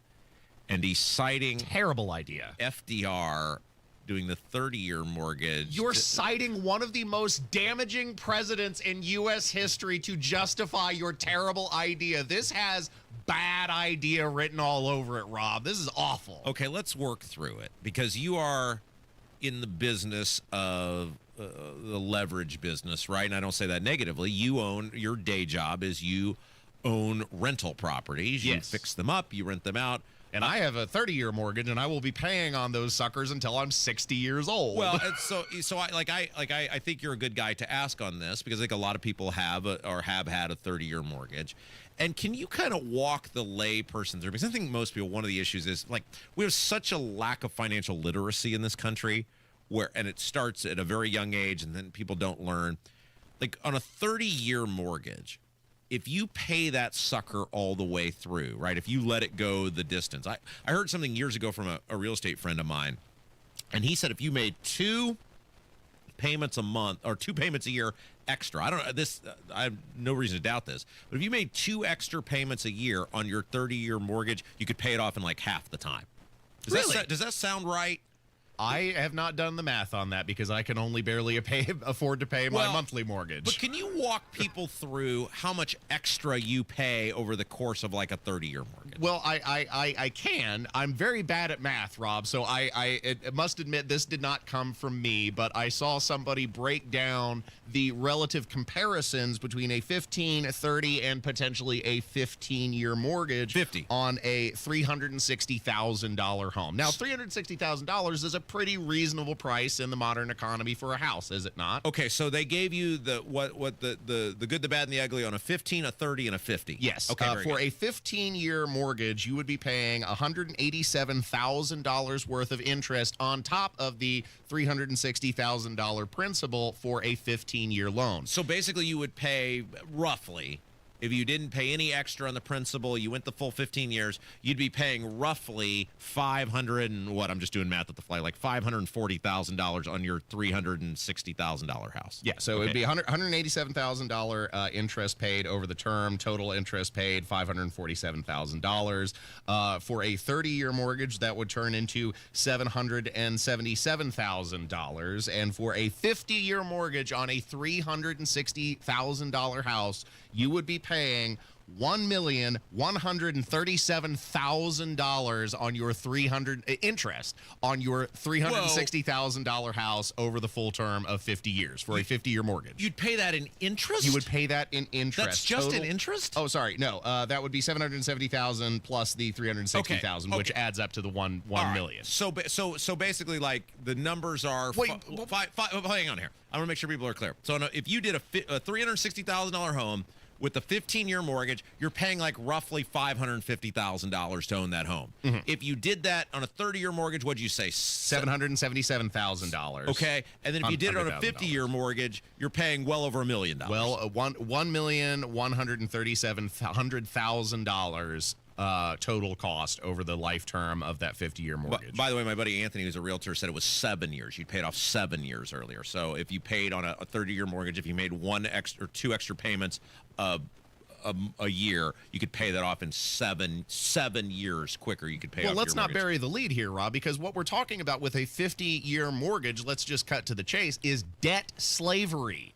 It's debt slavery. You are more than tripling the price of the home in order for the privilege of paying it off in 50 years. And when the median price of the median age of first-time home buyers has now hit 40 years old, most people are not going to be paying off that mortgage when they're 90. You're going to be giving this and giving a inheritance of debt to your children. Okay, so what they're doing here, let's tell everybody what they're doing here, because that's the big thing. The economy's in shambles. Right? They can mask it. He being Trump, can say whatever he wants. It's been dunzo since they shut it down during COVID. And the last 5 years has been this smoke and mirrors magic act through money printing and creative accounting and, rigging the interest rates for a while to make people think that something was going on which wasn't, which is you cannot shut society down and think there's not going to be drastic ramifications. And so what they found now, thanks to them reducing those interest rates and with all the money printing, people had all this money was cheap, it had somewhere to go, and a bunch of it went into the real estate industry, which drove the prices up, as we've seen on assessments, which has raised property taxes, et cetera. So now these people can't get into the homes, right? Because you've artificially spiked the price of houses. People can't get into houses because you totally screwed the economy up by dropping those interest rates. Then they had to raise the interest rates, so it's a double whammy. So the way they're going to try to mask it now is to go, well, let's make it a 50-year mortgage. It's cheaper for people to get in. Of course we're going to screw them on the back end. Well, not even the back end, about the 5-year part of the end. But we want the votes now, baby. We want people to be confused now. And so that's why they're talking about doing this, to once again try to make you think things aren't as bad as they actually are. They're trying to juice the economy once again, but the most devastating impact of the COVID closures was the utter evisceration of the middle-class economy, the mom-and-pop small business owners that got swallowed up and gobbled up by these equity firms and these monopolistic mega corporations, and they're doing just fine because they have both vertical and lateral integration across the economy, but you sitting on Main Street are doing terrible. Yeah, and look, we're never getting out of this now because nobody, I'm talking at the federal level, I'm talking at the state level, I'm talking at the local level. Like, nobody has the intestinal fortitude to run on honesty. And honesty would be, and again, this is true at the federal level, the state level, the local level, is that we the government, right? Or they the government, depending on when you got into government as an elected person, lied to you, manipulated you, abused you, took advantage of you, and screwed you. And the only way we're going to reset what's going on in this country is for everybody to feel some pain. And no politician wants to run on honesty and telling people they're going to have to feel pain. And so we're just going to keep lying. We're going to keep, it's the same thing they're doing with Social Security, where that thing's running out of money. And then they just keep, hey, cost of living benefits and blah, blah, blah, and acting like, nothing's going on. We're just going to wake up one day and everybody's going to look around and go, what the hell happened here? And the politicians who did it are going to be gone or retired or whatever, and a whole generation of people, or generations in this case, generations plural of people, are going to be left to clean up this mess. We are being driven down the drain by the cycle of the kind lie as opposed to the honest truth, because honest truths, while often uncomfortable but lead you to deal with problems, whereas kind lies send you down the path of, oh, we can put a Band-Aid on it and maybe there's some temporary improvement, but it causes more destabilization and more chaos, and it makes the hard truth even harder to say, and so it re-incentivizes people telling you these kind lies instead of admitting that the economy is not working for the average person and the cost of real estate has become unaffordable because of the policies that have been implemented. They want to put a Band-Aid on it with this 50-year mortgage bullcrap. That's a terrible idea. Speaking of bullcrap, this was a couple days ago, but it didn't get a lot of media attention, so I wanted to touch on it. There was another one of these sort of public town hall deals on redistricting. And this time, we talked about the one last week. Did another representative actually have the stones to have a public hearing? Because I heard several other legislators say after the Greg Good fiasco in Terre Haute that they weren't going to be holding those. No, this was This was Recenter Indiana. They are a nonpartisan group. And they had one in Beech Grove, but it's my understanding just that anybody could come in, speak their mind, say whatever they wanted. And Fox 59, amongst other people, covered this. And according to them, of the people in the room, 35 people surveyed, only one said they were in favor of redistricting, which, that mirrors up with the 0 who said they were in favor of the 70-plus that spoke at the Greg Good, senator from Terre Haute town hall. And for all the huffing and puffing on the people that are for the redistricting about, well, this is rigged and that's rigged. Well, these meetings are, my understanding, they're public. Why aren't people showing up to this? If so many people are so passionate about it and in favor of it, why aren't they showing up and speaking out? Oh, it's a left wing and the media and the Democrats and the blah, blah, blah. Like that Greg Good town hall, any person could have come in his district. He's a Republican. It's a Republican district. Where were they did it on a Saturday. You can't say, oh, well, the real people are out there working. Where are these people who are so passionate about it that they can't even be bothered to show up and voice their opinion on this? It would seem to be, based on participation and based on polling results, widely unpopular in the state of Indiana. Now, there are a few holdouts. There are people who are totally bought into the redistricting, but they're largely the minority here.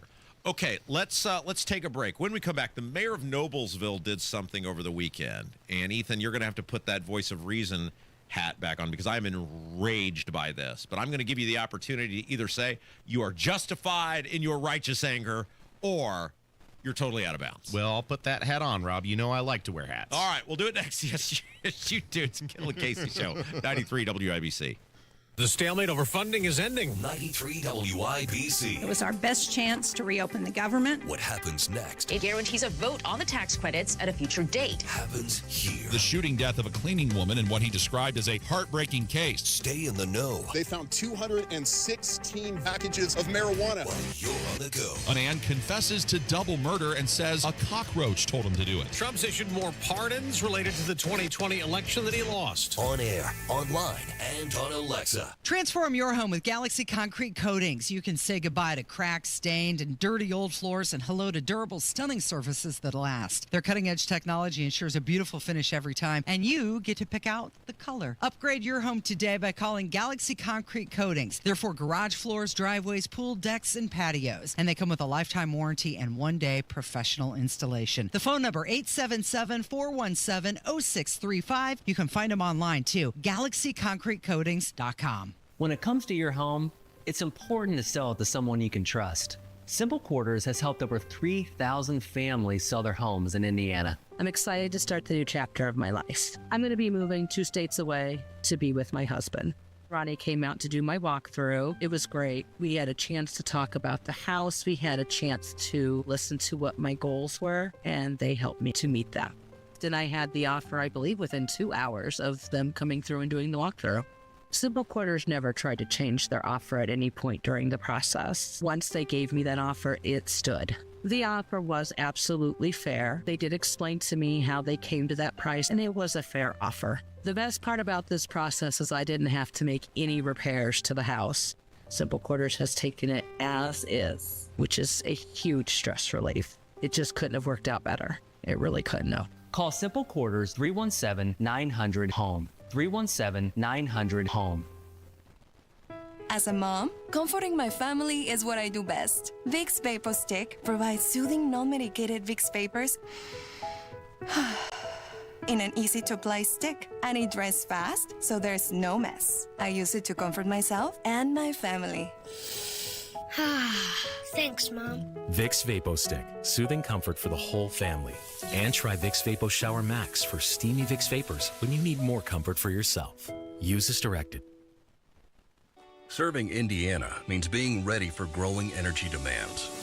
At Duke Energy, we're adding more power to the grid and working on hundreds of local projects to make your energy more reliable.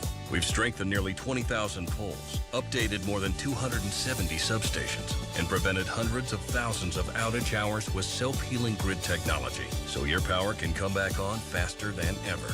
That's the smarter energy future Indiana deserves. Paid for by Duke Energy shareholders.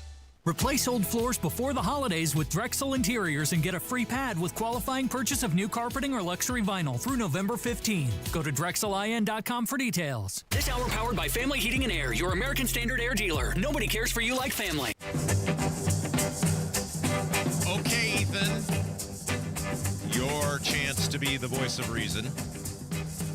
Confirm on this next topic. Either I am 100% correct in my righteous anger, or you can say you're totally out of bounds. Before we do that, can we get to some very cool breaking news? Oh, yes. Would you be surprised to learn that Indy Reporter has just officially received his media credentials? Oh, how exciting. Yes, that was a huge victory thanks to our listeners. That's very good to hear. So if you missed last week's show, our old pal Indy Reporter, Stephen Whitmer, and the fine folks that run that Twitter account at Indy_reporter_. If you'd like to, if you're into Indiana politics and government, those guys, I don't know what they do for jobs.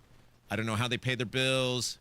They just seem to spend their whole days just sifting through government documents. And cutting clips. They do good work. They do excellent work in terms of providing information to the community at large. They applied for a press badge to the State House to cover the upcoming legislative session so that they can continue their work of providing information, documents, et cetera, to the public. And they were denied their press pass. And I mentioned on this show, I said, that's pretty wild considering convicted federal felon Gabe Whitley got a press pass. Well, I believe he was also facing and still is facing, I think he still currently finds himself in the Marion County Jail. He's facing state charges related to threats or intimidation with Abdul on the internet. Fun guy, lots of problems. And they knew what he was, and they let him in there. But you're not like, and again, somebody can correct me if I'm wrong, but I don't think Stephen and the gang have any photos of themselves in a post office, not on the run from the law for heinous crimes against humanity, by and large contributing to decent society, whether you like them or not. And there's a lot of opinions they have and things they say that I don't agree with. But in terms of, can we feel all right that we're going to let this person into the State House? I mean, you got to go through the metal detector every time anyway. If you're going to, Gabe Whitley is like as low as you can possibly go. And if you're going to let that guy in and not them, that's clearly just a middle finger to them because they challenge the establishment. They are, they provide information that people like us use. And so we asked our audience to call and email, and apparently they got a lot of calls and emails because within a couple hours they said, changed their mind. We changed their mind. And so, yes, our old pal Stephen with the press badge, he's proudly displaying over at the Indy Reporter account. That's going to be great, Ethan. Him in the State House during the redistricting fight in the upcoming legislative session. I can't wait for that. I apologize for the digression. I just thought that was good news that the audience would appreciate to hear. No, I think that's wonderful, and I think our audience played a huge role in that and should applaud themselves, and it shows what happens when everybody was, by all accounts, peaceful and nice and advocated their government via the sternly, strongly worded emails and phone calls, and you made a difference, and we all will benefit from that. Look, I want as many people who are good and decent members of society covering our government as possible, because the more information we get, the more informed we are, and everybody should be invested in that. Yeah, and we can chalk this up to a victory of peaceful, nonviolent, but stern participation. Yeah. All right. So let's talk about what the mayor of Noblesville did, because I need you to step in on this and say, okay, we'll do that. Say, Rob, you're totally out of bounds on this, or you're right on this. So the city of Noblesville, we talked about this before, now the multiple news outlets that I saw said the cost of this was $93 million. If the city would $93 million was the cost. Of what? The cost of what? Well, I'm going to get to that. Okay. And if the city of Noblesville would like to dispute this, then that's fine. They can let us know what the actual cost was and show that where these media outlets are wrong. But they said $93 million for a taxpayer-funded stadium. I guess you could have concerts there and various other events, but the primary tenant. The primary tenant is going to be the G League team, now known as the Boom. They were the Mad Ants before, but now known as the Boom for the Indiana Pacers. The what? Okay, now you're going to have to explain to me, somebody who is not up to date on their sportsball, what the heck is a G League team? Where's the B and the C and the D and the E? And they the don't F? exist. It just basically goes right to G. Okay. So it's the equivalent of, for lack of a better term, and this isn't exactly right, but the Indianapolis Indians are the AAA team for the Pittsburgh Pirates. Right, so they are the minor league Indians team. in basketball or baseball. Yes, this but I'm saying it's the same. Yeah, okay. It's the Indians equivalent for the Indiana Pacers. Okay, and so the fine citizens of Noblesville, by choice or by force, spent $93 million to build this stadium for the now Boom, former Mad Ants, to have a stadium to play in. And of course, the Boom are owned by the people who own the Pacers. And I don't know if you've checked how wealthy the Simons are, Ethan, but they're not going to be in the soup kitchen line anytime soon. So you have another example of municipalities using money from poor and middle class people to facilitate stuff for billionaires. Do we not have enough sports teams in this city with the soccer and the baseball and the basketball and the football, and we need another one? We need whatever. There's never enough, Ethan. Okay. Never enough. Okay. And by the way, Fisher's built a hockey stadium. Well, it's not they play hockey there. It does other things than hockey. The FIC, I think, is what the nickname of it is. It sounded like you said a very bad word on the air. No, I can. I believe it's FIC. Is the name of it. Hammer's been there numerous times for the Indy Fuel to play in. So apparently, like one stadium that the Boom and the Fuel could both be in, that wasn't going to work. They got to have their own stadiums to play in. This is sounding pretty ridiculous already. Okay, Bob. but so they have the Boom had a game at this taxpayer-funded monstrosity in Noblesville, and there is a photo. Scott Agnes, who covers the Pacers and covers the Boom, he tweeted this out. It said, Noblesville Mayor Chris Jensen recognized after the first quarter he presented Rachel Simon, representing Pacers ownership, with a key to the city. Also pictured Boom President Ryan Grant, PS&E, that's Pacers Sports and Entertainment CEO Mel Raines. And so the mayor of Noblesville, Chris Jensen is his name, retweets this picture and says, things you never thought would happen in your life for $1,000, please. Doesn't he mean for $93 million? Yeah. First of all, yeah, very good. But I'm looking at this going, you insufferable a-hole. Your taxpayers pay $93 million. Oh, and by the way, the jersey that they gave him, the little tag at the bottom has his name on the bottom. So it's, the presentation, it's the Boom jersey, but it's got his name. It is like it says City of Noblesville or taxpayers. So you give these people this stadium. Your taxpayers pay for it, and the team gets the key to your city, not the people who paid for the stadium. Oh, and your name is on the jersey, not the taxpayers who paid for the stadium. Yeah, I don't think that's worth it. But what would have made it worth it, Rob, is if they put, I just spent, or the taxpayer spent $93 million, and all I got was this lousy T-shirt on the jersey. What did the Pacers Sports and Entertainment do? They go there and play in the stadium that you built for them. Why are they getting a key to your city? What about the people? We never thank the taxpayers. Why didn't the jersey say, taxpayers on it. What, did the mayor spend $93 million of his own money? Why does he get the jersey? Now, do they get to keep the concessions revenue like the cushy deal here at Lucas Oil Stadium, or at least are the taxpayers getting some return on the revenue from their hearty and hefty investment? We'll have to look into how that actually works. I would guess that. Why do we give away the concession revenue? Shouldn't we be making money on the investment? Like, if this is being sold as an investment for taxpayers, if it's actually generating something that is beneficial to the community, and this is a very affluent, wealthy sports team that is owned by a very affluent, wealthy family, then shouldn't we be getting that revenue on the concessions when you buy a hot dog? Well, I'm guessing that for the Noblesville boom, maybe the city of Noblesville does get to keep that money, though I don't want to say that's a definitive because I don't know. Well, it would. Now, with the golly Colts, gee, that would be delightful if it was true. With the Colts,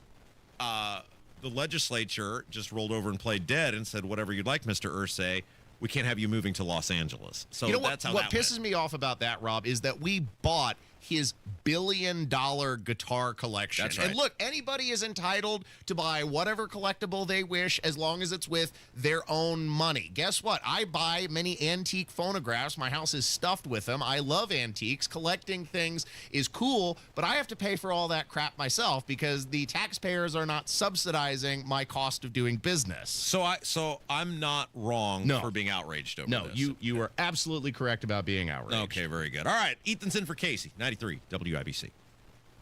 Don Fisher for QC Kinetics. I was struggling with chronic knee pain and wasn't encouraged with the options of risky surgery and pain pills. QC Kinetics offered the best option for me, cutting-edge regenerative medicine. Their non-invasive treatment stimulated my body's own biologics so I could be pain-free and get back to doing what I love, playing golf. QC Kinetics has a fantastic success rate, and it's clear to see why so many Hoosiers are happy to tell their story of how they reclaim their lives with the QC Kinetics approach. Ready to live your life pain-free? Go to qckinetics.com/Indianapolis or call 317-559-PAIN and get a no-obligation consultation. QC Kinetics uses the latest technologies, whether it's stem cell, PRP, plasma, or a number of other advanced therapies. Call QC Kinetics. It'll be the best call you will make. Get back in the game, whatever that is for you. Call 317-559-PAIN. 93 WIBC Mobile News. On the level, on the go. Hoping to be open soon. I'm Jarrett Lewis. This report is brought to you by Gutter Helmet. Here's what's trending at 10:31 now. Democrats are divided over a deal to reopen the government. Senate Minority Leader Chuck Schumer didn't vote to advance a bill that would expand funding until late January, saying it fails to include an extension of the Affordable Care Act tax credits. This bill does nothing to ensure that that crisis is addressed. But some members of his party are slamming the top Senate Democrat, California Congressman Ro Khanna, calling for Schumer to be replaced, saying, quote, "If you can't lead the fight to stop healthcare premiums from skyrocketing for Americans, what will you fight for?" 8 Democrats joined almost all Republicans to advance the bill. Fox's Ryan Schmelz reporting. Secretary of War Pete Hegseth says there have been 2 more airstrikes on boats believed to be carrying illegal drugs. Hegseth says the vessels hit were operated by designated terrorist organizations. The Trump administration is apparently working out a plan with banks on how they can offer a 50-year mortgage.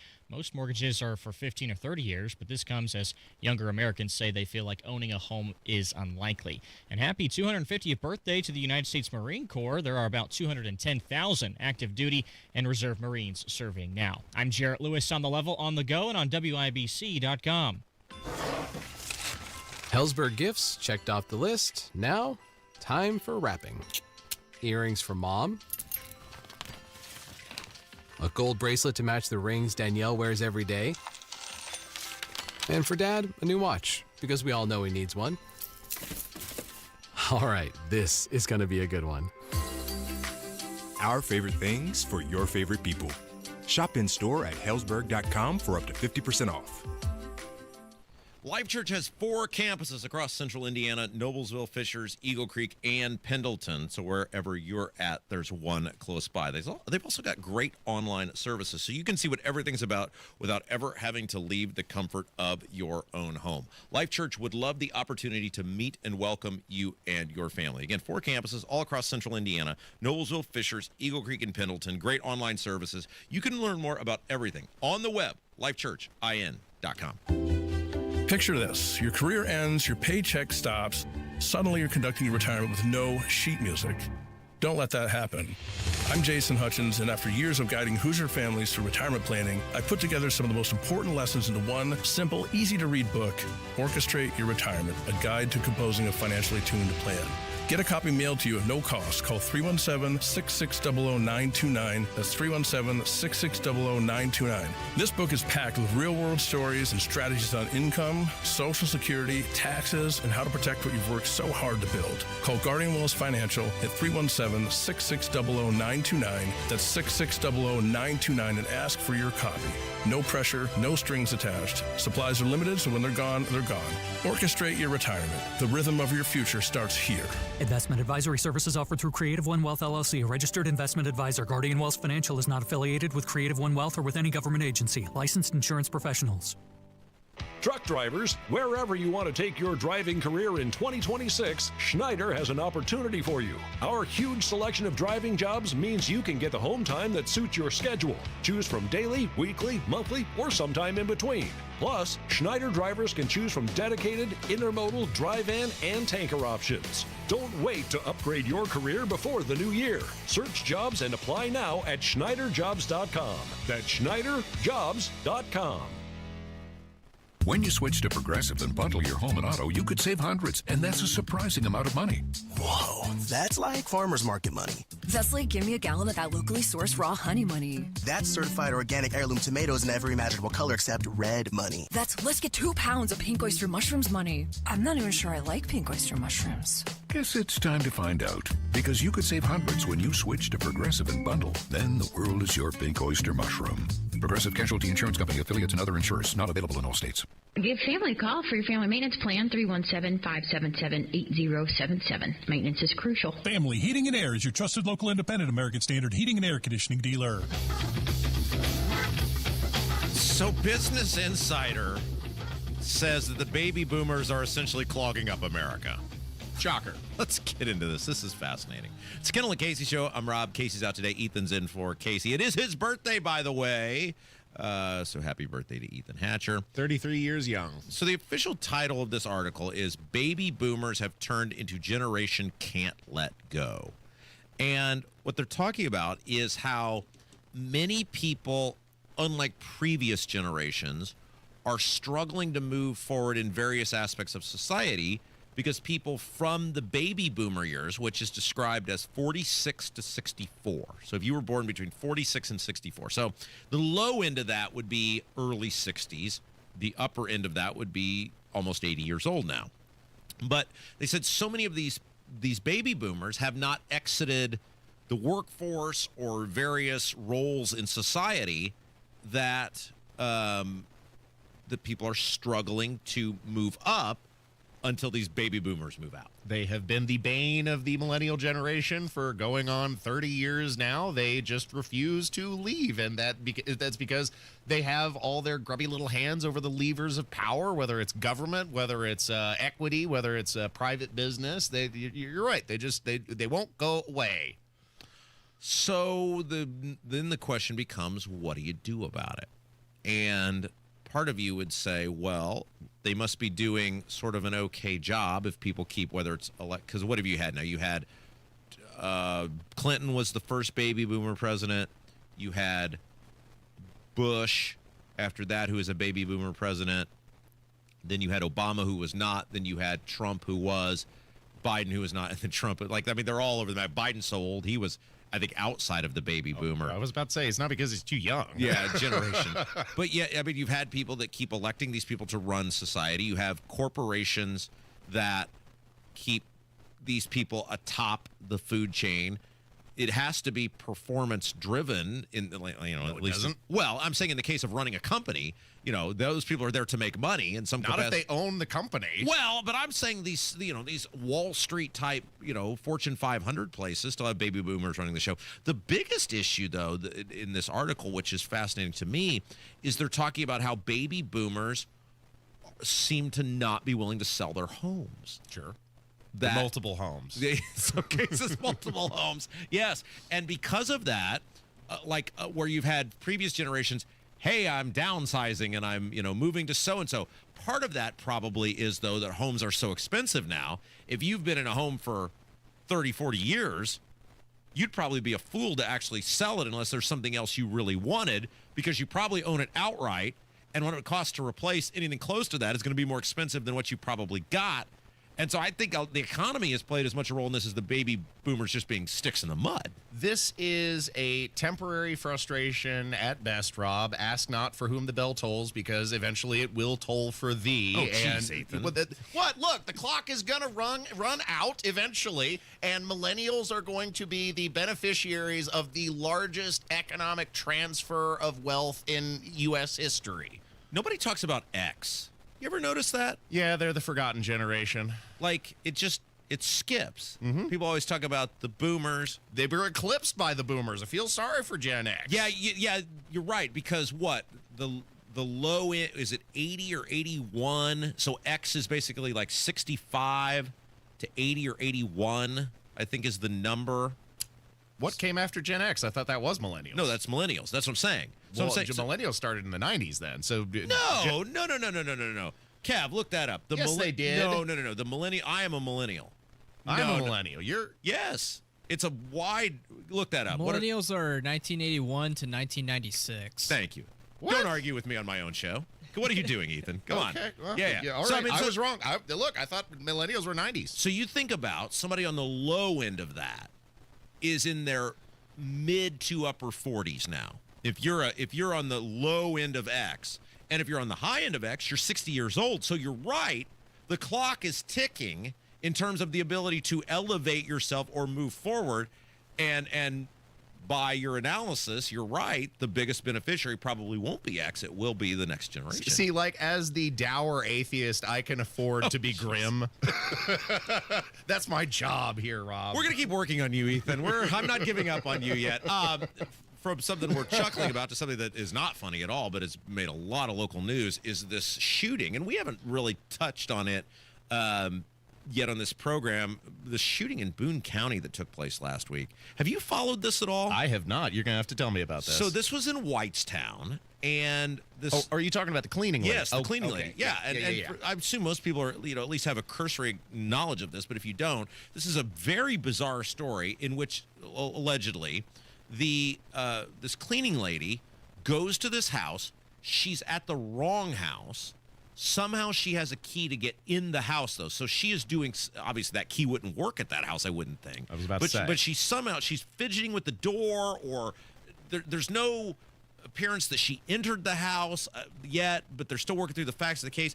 Anyway, tragically, she is shot, allegedly by somebody inside the house, and, 911 is called, the emergency responders show up, and tragically she died. And the funeral for this lady was over the weekend, and huge turnout. And now this Boone County prosecutor, Kent Eastwood is his name, has said, hey, it's going to be a few more days before we can kind of decide what's going on, because we have to sort through all of this evidence. And so it sort of comes into this, what the castle doctrine, right? Mm-hmm. Where if someone is attempting to enter your property or has entered your property, you have the ability to use deadly force, and by the way, always consult your trained legal professional. But we have one of those on this station. We do, Guy Relford, yes, and I've heard him talk about this, but I want to clarify to people, I am not a legal professional. I'm just a guy who hears other legal professionals and parrots back what they say. But you have the right to use deadly force to protect yourself. The question is, though, if this woman was not entering the house, how did it result in deadly force? Because if somebody's like outside your house, what's reasonable to hey, you're in the wrong place, or if somebody came to your house, Ethan, was trying to get in your door, wouldn't you be like, can I help you? would you just fire first? There's so many things that are unknown right now, and that's what the prosecutor's trying to sort through. Yeah, I think this whole case would hinge on whether or not the occupant had a reason to believe that they were under imminent threat of deadly force, which would justify retaliatory force being used. Now, whether you could construe that as, if they were attempting to enter the house, that would justify an immediate deadly response. I don't know. That's a terrible case, though. Well, and of course, Fox 59, other people have covered this, that they have found, according to these reports. What time did this take place? In the morning. How early in the morning? Like, is it still dark out? Because if it's the middle of the night, if it's dark and somebody is attempting to jimmy the lock, I'm probably going to be less understanding than if this happens during daylight hours. Shortly before 7 a.m. Okay, so it's still dim out. Right. And what's interesting about this, and what they're going to have to sort through, is that according to these multiple reports from Fox 59 and others, the shot came from inside the house, and there is a bullet hole through the wall. So whoever it was, according to this, was firing from the inside of the house through the wall that struck the woman and ultimately killed her, if indeed it's accurate. So just wanted to update everybody on that. The prosecutor said, hey, it's still going to be a few more days, at least before we have some sort of charging decision in this. And obviously us, the news, everybody will keep you up to date as we get more information. How do you think the citizens are going to respond to this if, in fact, Indiana's Castle Doctrine comes to the rescue here and prevents charges from moving forward? Well, I mean, it's going to be a national story, and that's what it's going to come down to. And that's what sort of the prosecutor was saying. He said, look, I got to get every single piece of evidence at my disposal and then compare it to what the law actually says. It's not my opinion on it, which is what we should want from our prosecutors. He's saying, look, it doesn't matter what my opinion on it is. I've got to look at what does the law say based on the evidence that's in front of me, and then make that charging decision based on that. So it sounds like this guy is doing it all the right way and going about it the right way. But you're right, though, Ethan. Whatever comes out of this, it's probably going to be a very controversial case. All right, we'll take a break. Hammer joins us next. Ethan's in for Casey, 93 WIBC. Coming up on Tony Katz today, the shutdown's over. Wait, not yet. And the market is excited. Wait, hold on. That's after the news at noon on 93 WIBC. Hammer and Nigel here for Window Nation. You want your home to be comfortable year-round, your family protect, and an investment that you can feel great about for years. Now, during Window Nation's end of the year sale this November, you could save big on windows to do just that. You'll save 50% off all window styles. Plus, you can get 0% financing for 5 years. And your total price even includes Window Nation's professional one-day installation. Window Nation has an A+ rating from the Better Business Bureau. And if you prefer to hear what other customers have to say about Window Nation, check out the over 45,000 5-star customer reviews. Put an end to your window problems right now. Don't wait. Window Nation's end of the year sale. It's your chance to save big with 50% off all window styles, 0% financing for 5 years. Sale ends soon, so visit windownation.com to get started. That's windownation.com. You've got your whole life ahead of you, so choose a Medicare plan you can count on. If you're living with a chronic condition like diabetes, chronic heart failure, or a cardiovascular disorder, you might count on extra support with your health care too. That's why United Healthcare offers chronic special needs plans with extra benefits and a large provider network to choose from. Visit uhc.com/Medicare to find out if you qualify today. United Healthcare Medicare plans. It's Medicare coverage Indiana can count on. Provider network may vary in local market. You get up early on snow days because snowed in is not an option. The Kubota Snow lineup of compact tractors, RTVs, and versatile attachments are built to thrive in the winter. Right now, bring home select Kubota equipment with 0% financing available or save up to $5,250. Now through December 31st. See us or go to KubotaUSA.com for full disclaimer. Stop by McAllister Machinery in Indianapolis to see their full line of Kubota or visit them online at McAllisterKubota.com. Are you ready to put joint pain behind you and get to a place where persistent pain doesn't control your life? The dedicated orthopedic experts at Community Health Network are here to turn those goals into a reality. With personalized treatment options that include robotic-assisted surgery, we'll help you feel your best so you can get back to enjoying your hobbies again. Learn more about your care options at ecommunity.com/ortho. Community Health Network. Exceptional care, simply delivered. Right now at Tom Roush Lincoln, get a 2025 Lincoln Corsair for $4,000 off plus 0% APR.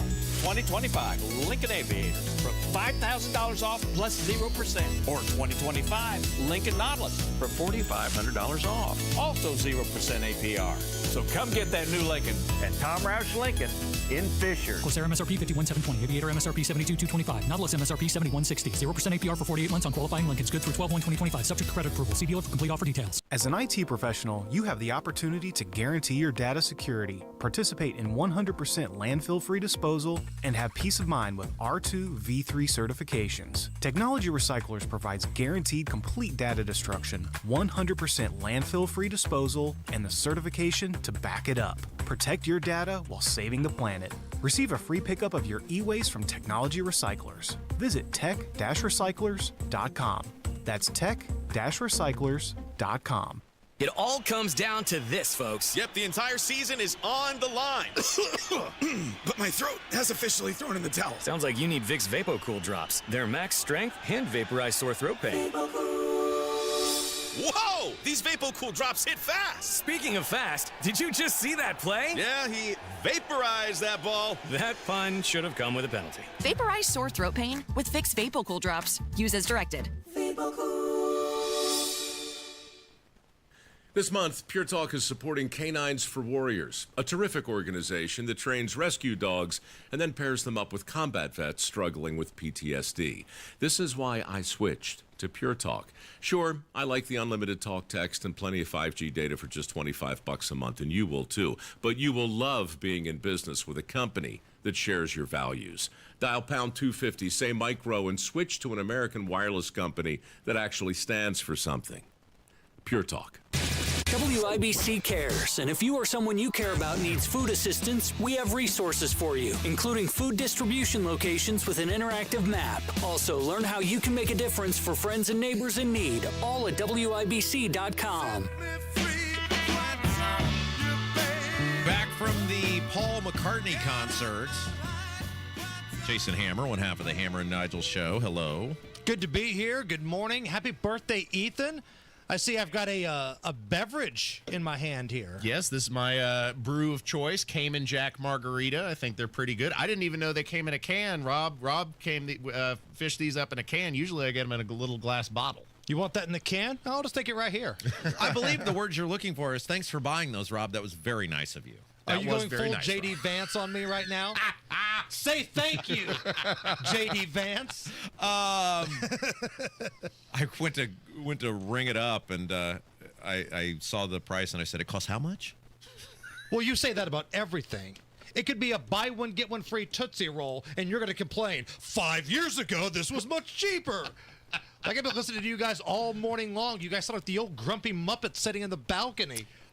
You went to the McCartney concert over the weekend. How was that? It was really cool, man. Now, look, Paul's old. Let's not get it twisted. Paul's like in his 80s. Yeah. But you look at that dude side by side to, say, Joe Biden. Yeah. Like, it's not even close. And they're basically the same age. I mean, he's energetic. He's talking to the crowd. You know, McCartney's not somebody that's up there dancing on stage, sure, right? But, I mean, he's doing the head bob. He's playing all the instruments. He's talking to everybody, firing up the crowd, sing-alongs. Now, some of these like aged rock stars seem like they, in some cases, grow resentful of their greatest hits, of the songs that made them famous. Like they don't want to play that stuff anymore. They want to play the B-roll and stuff like that. But Paul McCartney, he seems like a guy that really relishes in the highlights of his career. Like he's not put off by the enthusiasm and support from fans at all. He's every bit a rock star, right? Like his band was really good, just great, performers. The light show, the everything was good. He did about 36 songs. Dang. Wow. Yeah. Well, of course, every Beatles song is 2 minutes and 15 seconds. Right. So. A lot of the older Beatles stuff is like 2 minutes. So was he doing Beatles stuff, Wings stuff? Like, all of it. All of it. Yeah, you were hearing everything from Help, Love Me Do, to, Let It Be, to the Sgt. Pepper days, to some Wings stuff. It was a little bit of everything, man. He did a good job. He bust out number 9. I don't remember number 9, but... did we get a Live and Let Die? We did. Ooh. A lot of pyro out there. Looked like, Roman Reigns was coming out. Clothes with little lovely Rita meter maid. What was cool, though, is, there were so many younger people in that crowd. I anticipated it'd be like myself and people like my parents' age. But no, because my son, my youngest, is big into the Beatles and McCartney. He's 17. There was a bunch of people that age there. So I'm assuming probably their parents or grandparents kind of got him into it. But, I mean, when McCartney was waving to people like on that motorcade that came through, it looked like, all the young chicks were like freaking out. See, Ethan, this is where you could meet your future wife, at the concerts. At a Beatles concert? Now, that sounds like something I could do. That's where it's at. Can we do great moments in Ethan Hatcher history? Sure. So the last time Ethan was in studio, you brought one of your big phonograph things here. And so people don't know, that's what you do. You collect vintage phonograph. Like his whole house is just lined with them. Yeah. And apparently the office is ripe for show and tell. So you brought this big ass thing in. You sit it here on this microphone station where I'm talking right now. But the thing is, you didn't take it with you when you left. So we come in to do our afternoon show. This big freaking thing is still here. We've got guests coming by. We've got to move it. So we took it and we put it in Matt Hiblin's office. And then a very confused, somewhat angry Ethan walks in studio looking for his phonograph, and we blamed it on John Herrick, and we said Herrick broke it. Well, you said Herrick was taking video of it. The reason why I didn't haul that thing out of there after the show was done was because I went straight out of this station over to the IMAX to catch a rescreening for the 40th anniversary of Back to the Future. And man, that film still holds up. We pondered this a long time ago, and I'm going to ask you since it's your birthday. When you bring a chick back to your house, and that's what she's greeted with, are just all the phonographs, like how does that work? Do you just act like they're not there? Do you explain them to her? Heck no, I don't act like they're not there. That's the main draw. I love that stuff. I want my house to be... You sound like Steve Carell in The 40-Year-Old Virgin when, the chick comes back and all the action figures are in there. Yeah, but these are cooler than action figures, man. Do you let her know that that's what she's going to walk into, or is it some sort of surprise party, or how do you... I just want to prepare you for something. Like the police were talking to the drunk Randy Travis arrest.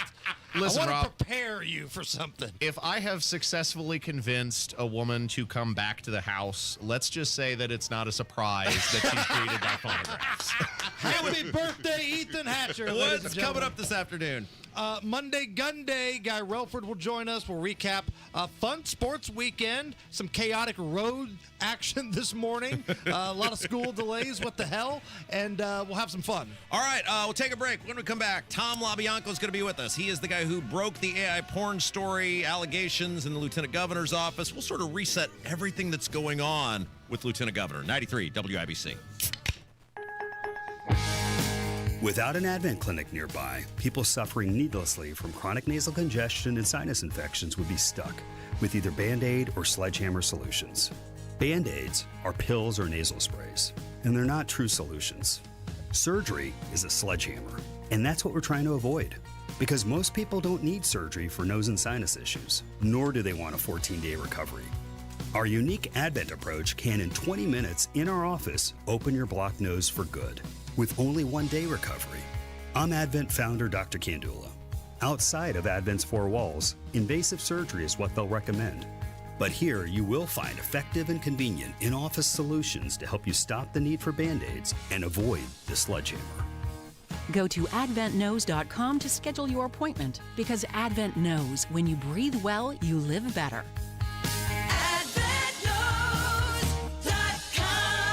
Most insurance accepted. Look, switching point of sale systems is a total nightmare, right? But here's the thing. Shopify POS makes switching easier.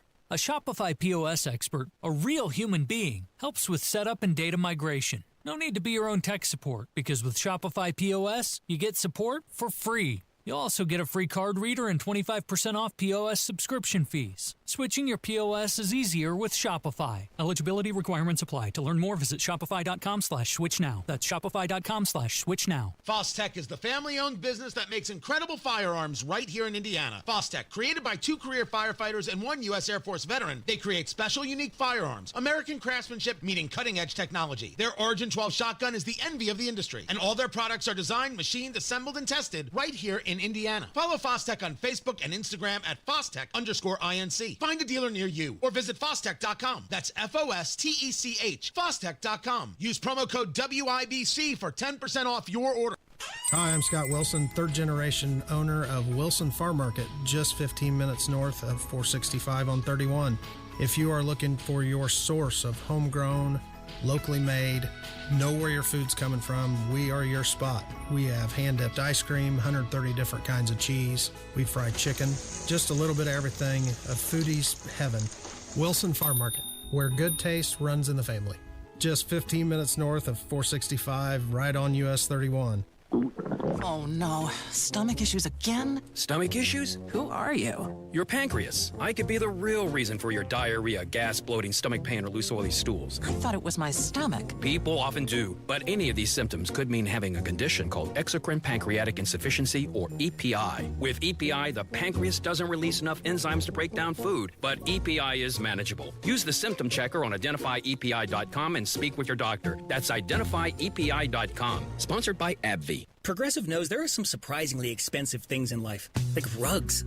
People say a rug would really bring the room together. And sure, you don't know what that means, but it sounds important. Suddenly you're using words like jute and sisal. Then you see the price and lose it, because how can the thing you walk and spill on cost so much? So you devote your life to taking down Big Rug. But then you remember that switching your home and auto to Progressive could save you hundreds. So, looks like Big Rug is safe. For now. Progressive Casualty Insurance Company, affiliates, and other insurers. Not available in all states. WIBC cares, and if you or someone you care about needs food assistance, we have resources for you, including food distribution locations with an interactive map. Also, learn how you can make a difference for friends and neighbors in need, all at WIBC.com. Replace old floors before the holidays with Drexel Interiors and get a free pad with qualifying purchase of new carpeting or luxury vinyl through November 15. Go to DrexelIN.com for details. In 2 minutes from the Technology Recycler Studios, what we can expect in the next few days after this snow, where the Boone County prosecutor says they are in the case of the cleaning woman murdered in Whitestown last week, and what two hospitals in Indiana are merging. Those stories and more next. You're listening to 93 WIBC, WIBC HD1 Indianapolis. It's 11 o'clock. The Senate is about to reconvene. I'm Dave Anthony, Fox News. The morning after that late-night vote finally ended the filibuster and paved the way for an end to the government shutdown. The people's government cannot be held hostage to further anyone's political agenda. House Speaker Mike Johnson says right after the Senate passes a funding bill, I will call all House members to return to Washington as quickly as possible. We'll give a 36-hour formal and official notice so that we can vote as soon as possible. The bill would fund government through January, give federal workers back pay, and fund SNAP food assistance through next September. It does not include what Democrats have demanded all along, an extension of Obamacare tax credit set to expire at year's end. 8 senators broke ranks with their party to allow the funding during other Democrats upset they lost their leverage. But Senator Jean Shaheen, who was among those 8, tells Fox, Leader Thune has agreed that we will have a bill that we will write that will give us an opportunity to work on those health care costs. And we believe there are a lot of Republicans, including a lot of Trump supporters, who want to see us do something about this because their costs are going up. In the meantime, with the government still shut down, more stress at airports, almost 1,700 more flights canceled, nearly 3,000 delayed. President Trump just posted on Truth Social, air traffic controllers must get back to work. Those who don't will get substantially docked pay. He's also recommending for those who didn't take time off during the shutdown a $10,000 bonus. Big news out of the Supreme Court this morning, rejecting an attempt to get the justices to reconsider the ruling that legalized same-sex marriage. The 5-4 decision back in 2015 required states to extend marriage licenses to same-sex couples. Kentucky Court Clerk Kim Davis defied the court's ruling in refusing a gay couple a license. She argued it violated her First Amendment rights, but she lost in lower courts and was ordered to pay $360,000 in damages. Fox's Jessica Rosenthal, 2 more boats blown up by the U.S. military. They were suspected of carrying illegal drugs off the South American coast. 6 more people killed. America's listening to Fox News. 93 WIBC Mobile News. On the level, on the go. It won't be like this all week. Cloudy skies. Right now, it'll be that way much of the day today, with some snow still falling. Currently 29 on Monument Circle, the high at just 35. I'm Jarrett Lewis. Here's what's trending at 11:02, brought to you by Moss Roofing. Once the snow ends in Indiana, you can expect a warm-up. John Herrick explains. Temperatures will get up into the 60s across Indiana by later this week, and rain is possible by this weekend. We could see some isolated showers on Friday, but our more substantial chance of rainfall comes late Saturday night into the early portion of next week as well. Joe Neild with the National Weather Service in Indianapolis says the recent frigid temperatures and the snow are making bridges and overpasses slick, so you want to be careful if you're driving on those. John Herrick, 93, WIBC Mobile News. And a winter weather advisory now in effect until noon, mainly for southern Indiana. Some spots getting another inch of snow today. Boone County Prosecutor Ken Eastwood says their work continues with the Whitestown Metropolitan Police Department as they review the shooting death of Maria Florinda Rios Perez last week. They received the initial investigative report from police and will soon determine if criminal charges will be filed against the homeowner who shot and killed the woman after her and her husband showed up at the wrong house to clean. Eastwood is asking for the community's patience and understanding while they work through this case.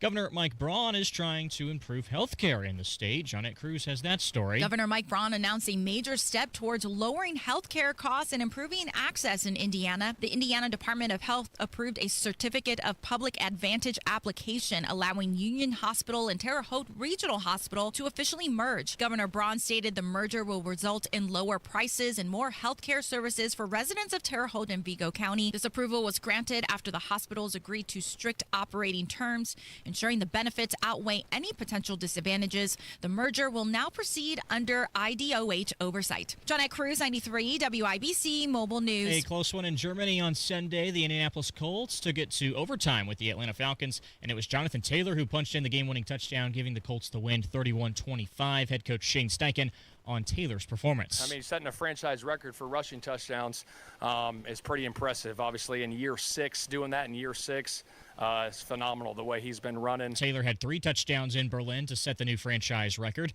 The 8-2 Colts are now on a bye. IU and Notre Dame pick up wins on Saturday. IU men's basketball scored 100 points in their win Sunday against Marquette, and the Pacers dropped to 1-9 this season following their road loss against the Warriors. I'm Jarrett Lewis on The Level, on the go, and on WIBC.com. It's time. You've been putting off that kitchen or bath remodel long enough. What are you waiting for? Get started today with Boer Remodeling. Boer Remodeling customer Kathy had a bath remodel with Boer. Kathy, talk a little bit about your experience. Our experience with Boer has been terrific. The process was so easy and seamless. When we decided to do a larger remodel of our first floor, Boer was the first company we thought of hiring. And were you happy with the results? The results are amazing, and we are so happy with our home and the work that Boer did. Peter is another recent Boer Remodeling customer with a new kitchen. Peter, what was the best part about working with Boer? We especially liked the active participation that we were able to have in selection of stone for the countertops. Really came out beautiful. The cabinets also came out very, very well. The best materials, the most skilled craftsmen in Central Indiana. They'll guide you through the entire process. Start with a free consultation. Talk to Boer Remodeling today. That's BOOHER, BoerRemodeling.com. You're listening to Rob Kendall. When we talk about sending money somewhere, we're talking about printing the money because we have no money. And Casey Daniels. My government would never lie to me, would they? On 93 WIBC. So it's been a long and winding road the last couple months as it relates to Indiana's lieutenant governor. Let's kind of reset everything, figure out where we're at, and maybe where we're going to go. It's Kendall Casey Show. I'm Rob. Casey's out today. Ethan Hatcher in for Casey. And with us in the studio, the guy who kind of broke the story as it relates to those AI porn allegations being shared in the lieutenant governor's office. And everything kind of went, well, downhill from there. It's Tom LaBianco, freelance journalist. Nobody kind of knows this story maybe as well as you do. Yes. Let's just reset this real quick. You covered Indiana politics and government for a long time. You worked for the Indianapolis Star, worked for the Associated Press. You ever remember a story this bizarre in all your time covering Indiana politics and government? No, nothing even close. When you were approached with this story, because obviously I think we could say this now, Erin Sheridan, brought this information to you. She's obviously come on this program. She's, publicly said it was, I'm the person who made the complaint. What was kind of your initial reaction? Because she comes to you with this story about AI porn being shared in the lieutenant governor's office. So when if I'd come into this cold not knowing anything about that office, I might have been like, well, that's weird. I don't know why that's happening. Let me think about looking into it. Having some familiarity with the office, it sounded par for the course. Now, it was astounding even by, the Beckwith office's standards of operation, quite astounding. But yeah, to me, it was really like, why are people in state government watching any porn in the off? Like, I just, let alone like making a deepfake of Representative Haggard's wife. Like, I just, like, all of it was like, what? Like, well, here's what I said about it from the beginning. I said, I know Tom a little bit, and I said, and we've had you on and talked about this before, you've never been sued for defamation, you've never written something and people said, oh, it's so beyond the pale, I'm suing you. I said, if he's running with it, he must feel pretty confident with it because you named the guys. And Erin Sheridan, when she was on the show, backed up who the people were. What was your standard to go forward with that story? Well, I have to go through, and yet, this is good because, like, when I started out 25 years ago, like, we had newspapers, we had broadcasts, we had radio, we had, like, news came from normalized professional places, but now you can get news anywhere, right? Anybody with a cell phone can produce these things. And I think it's good for the general public to know, like, how do we do reporting, right? Like, why do I feel comfortable with this? There are all kinds of things that I hear, which I suspect will probably turn out to be true, but I'm not in a position to write them until I am 100%. I believe that they are happened. So in your mind, I think that's important because they kind of painted you, oh, this guy we don't know, and we'll get to that in a second. But they kind of painted you as, hey, he's just making it up. He's doing it for clicks. You, in your mind, you totally believe Erin Sheridan's story and the other information you've been able to put together that the AI porn thing happened. Yes, and I should note, too, that, yes, Erin has come forward with that now, so it's okay to, talk about that openly. I've talked to other people that were familiar with it, and I'm protecting those sources. So let's put it that way. Okay, so that I think that's really important. That's why you're glad to hear Tom LaBianco is our guest, freelance journalist, spent years at the Indy Star, Associated Press. He's the guy who broke the AI porn story. You have other stuff than her. Yeah. And that's why you ran the story. Yeah. Okay. All right. So then it spins off into this grand jury investigation. And based on the documentation that's come out, I know you've known this for a while. I've known this for a while. Many other people have known this for a while, that they're looking into the AI porn stuff, the ghost employment. And I tell people, because Mike has now tried to paint this lieutenant governor as, oh, well, some guy writes a story and then Ryan Mears hops on it. Now there's a grand jury. It's utterly ridiculous.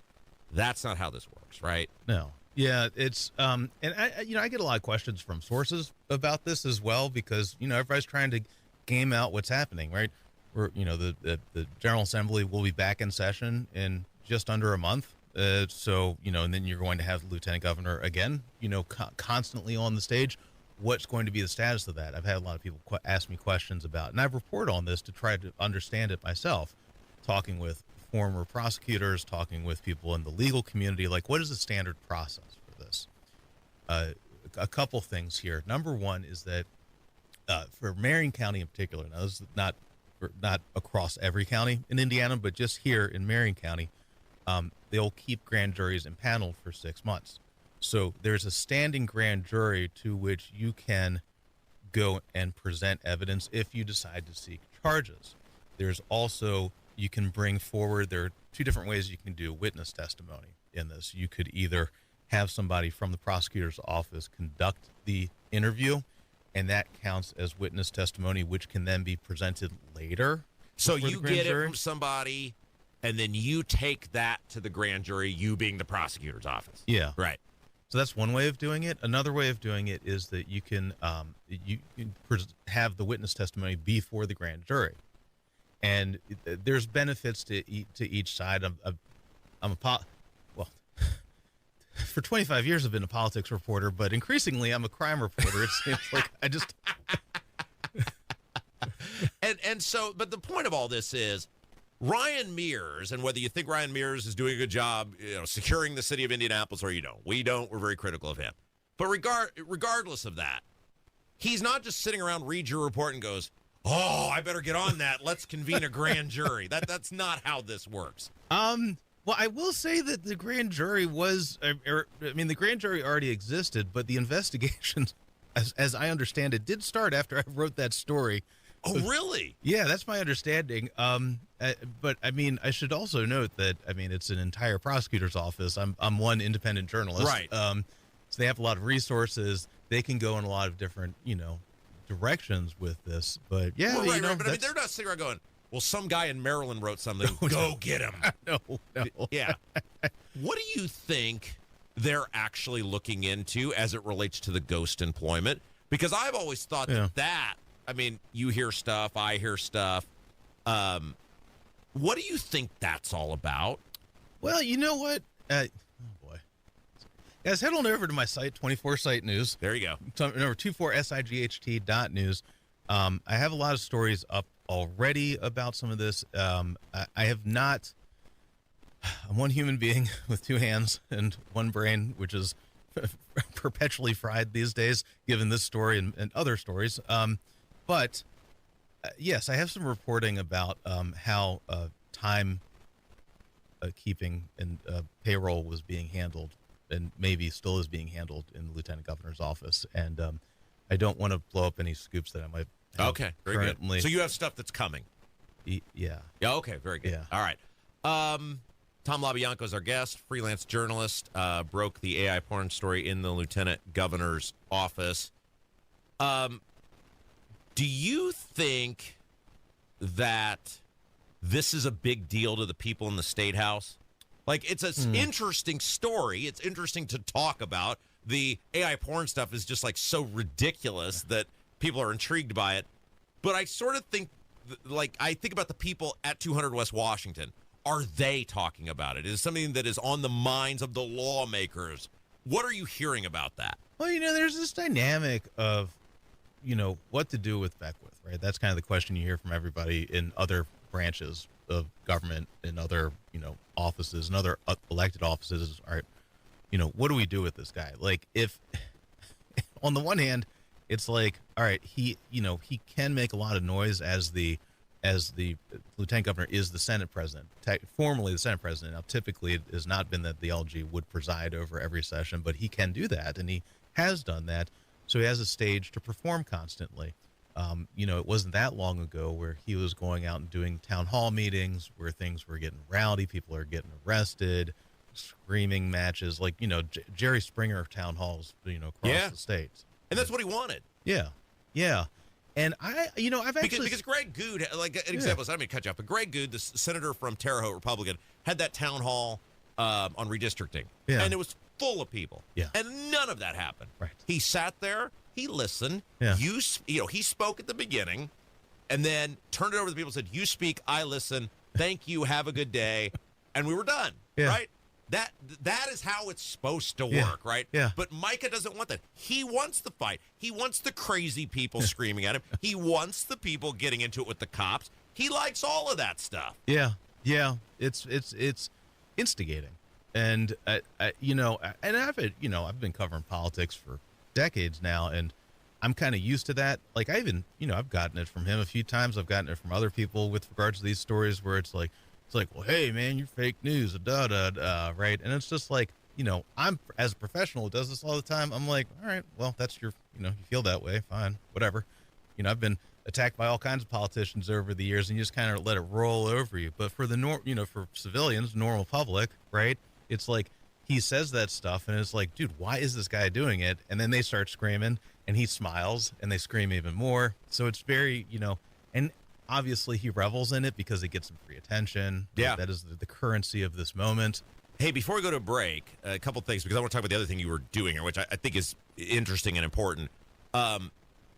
Do you buy the I didn't know routine on the grand jury?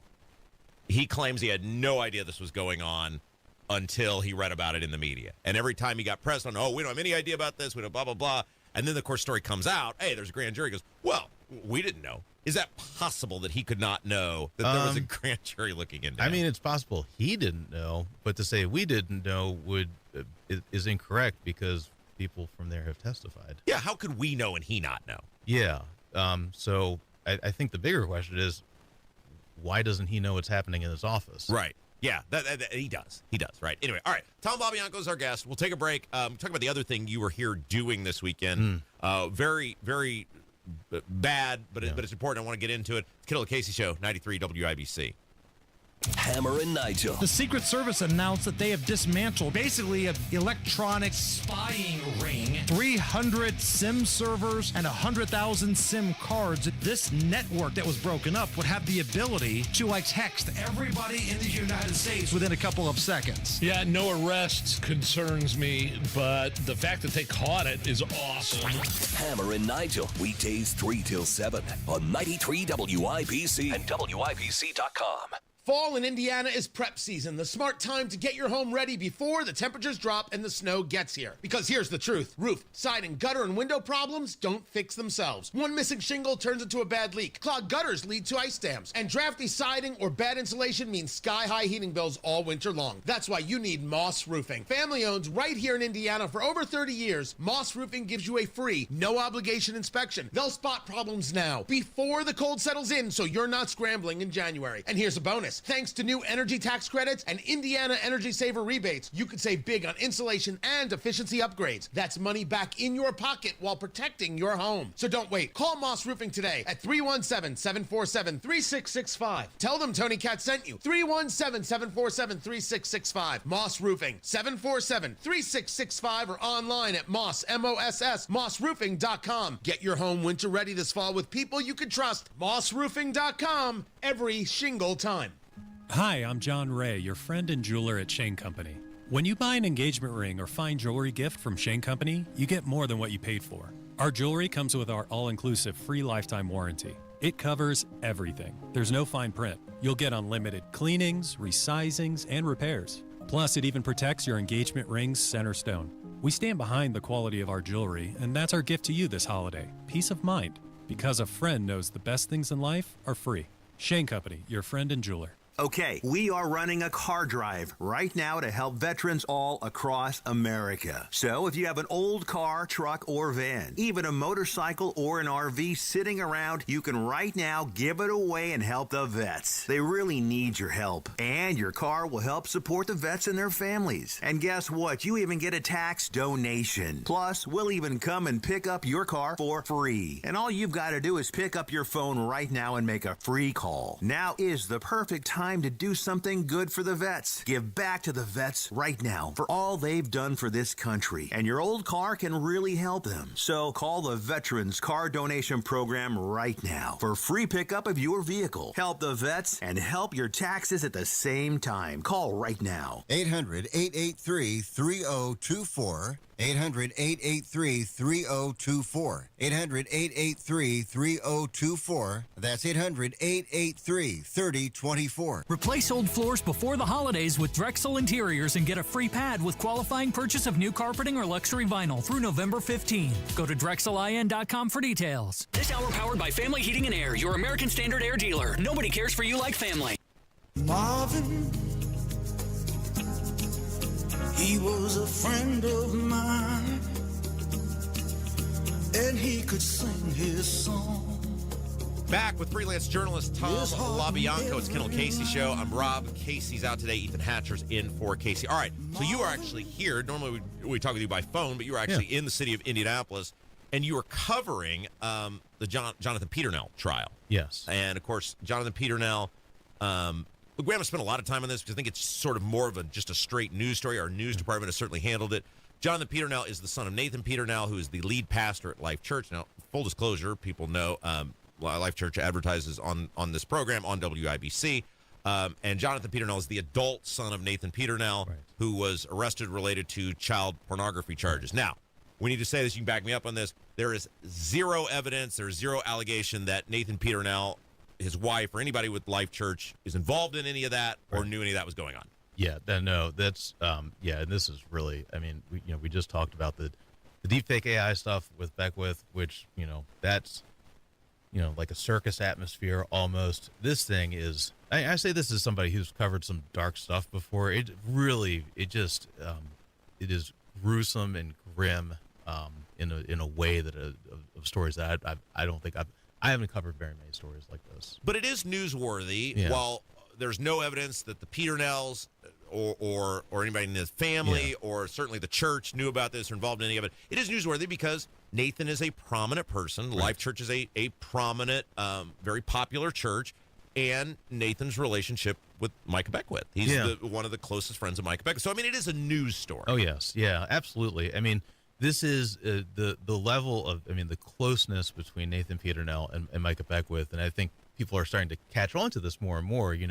It goes beyond just being a podcast, which they do together, but, travel the country, do the Charlie Kirk campus tours, the campus ministry tours.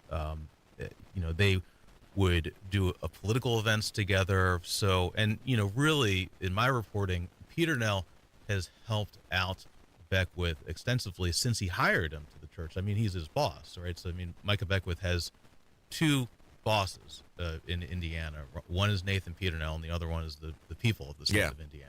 Okay, so Jonathan Peternell had some sort of hearing on Friday, right? Yes. Tell us about that hearing, because he, until yesterday, did not even have an attorney. Yeah.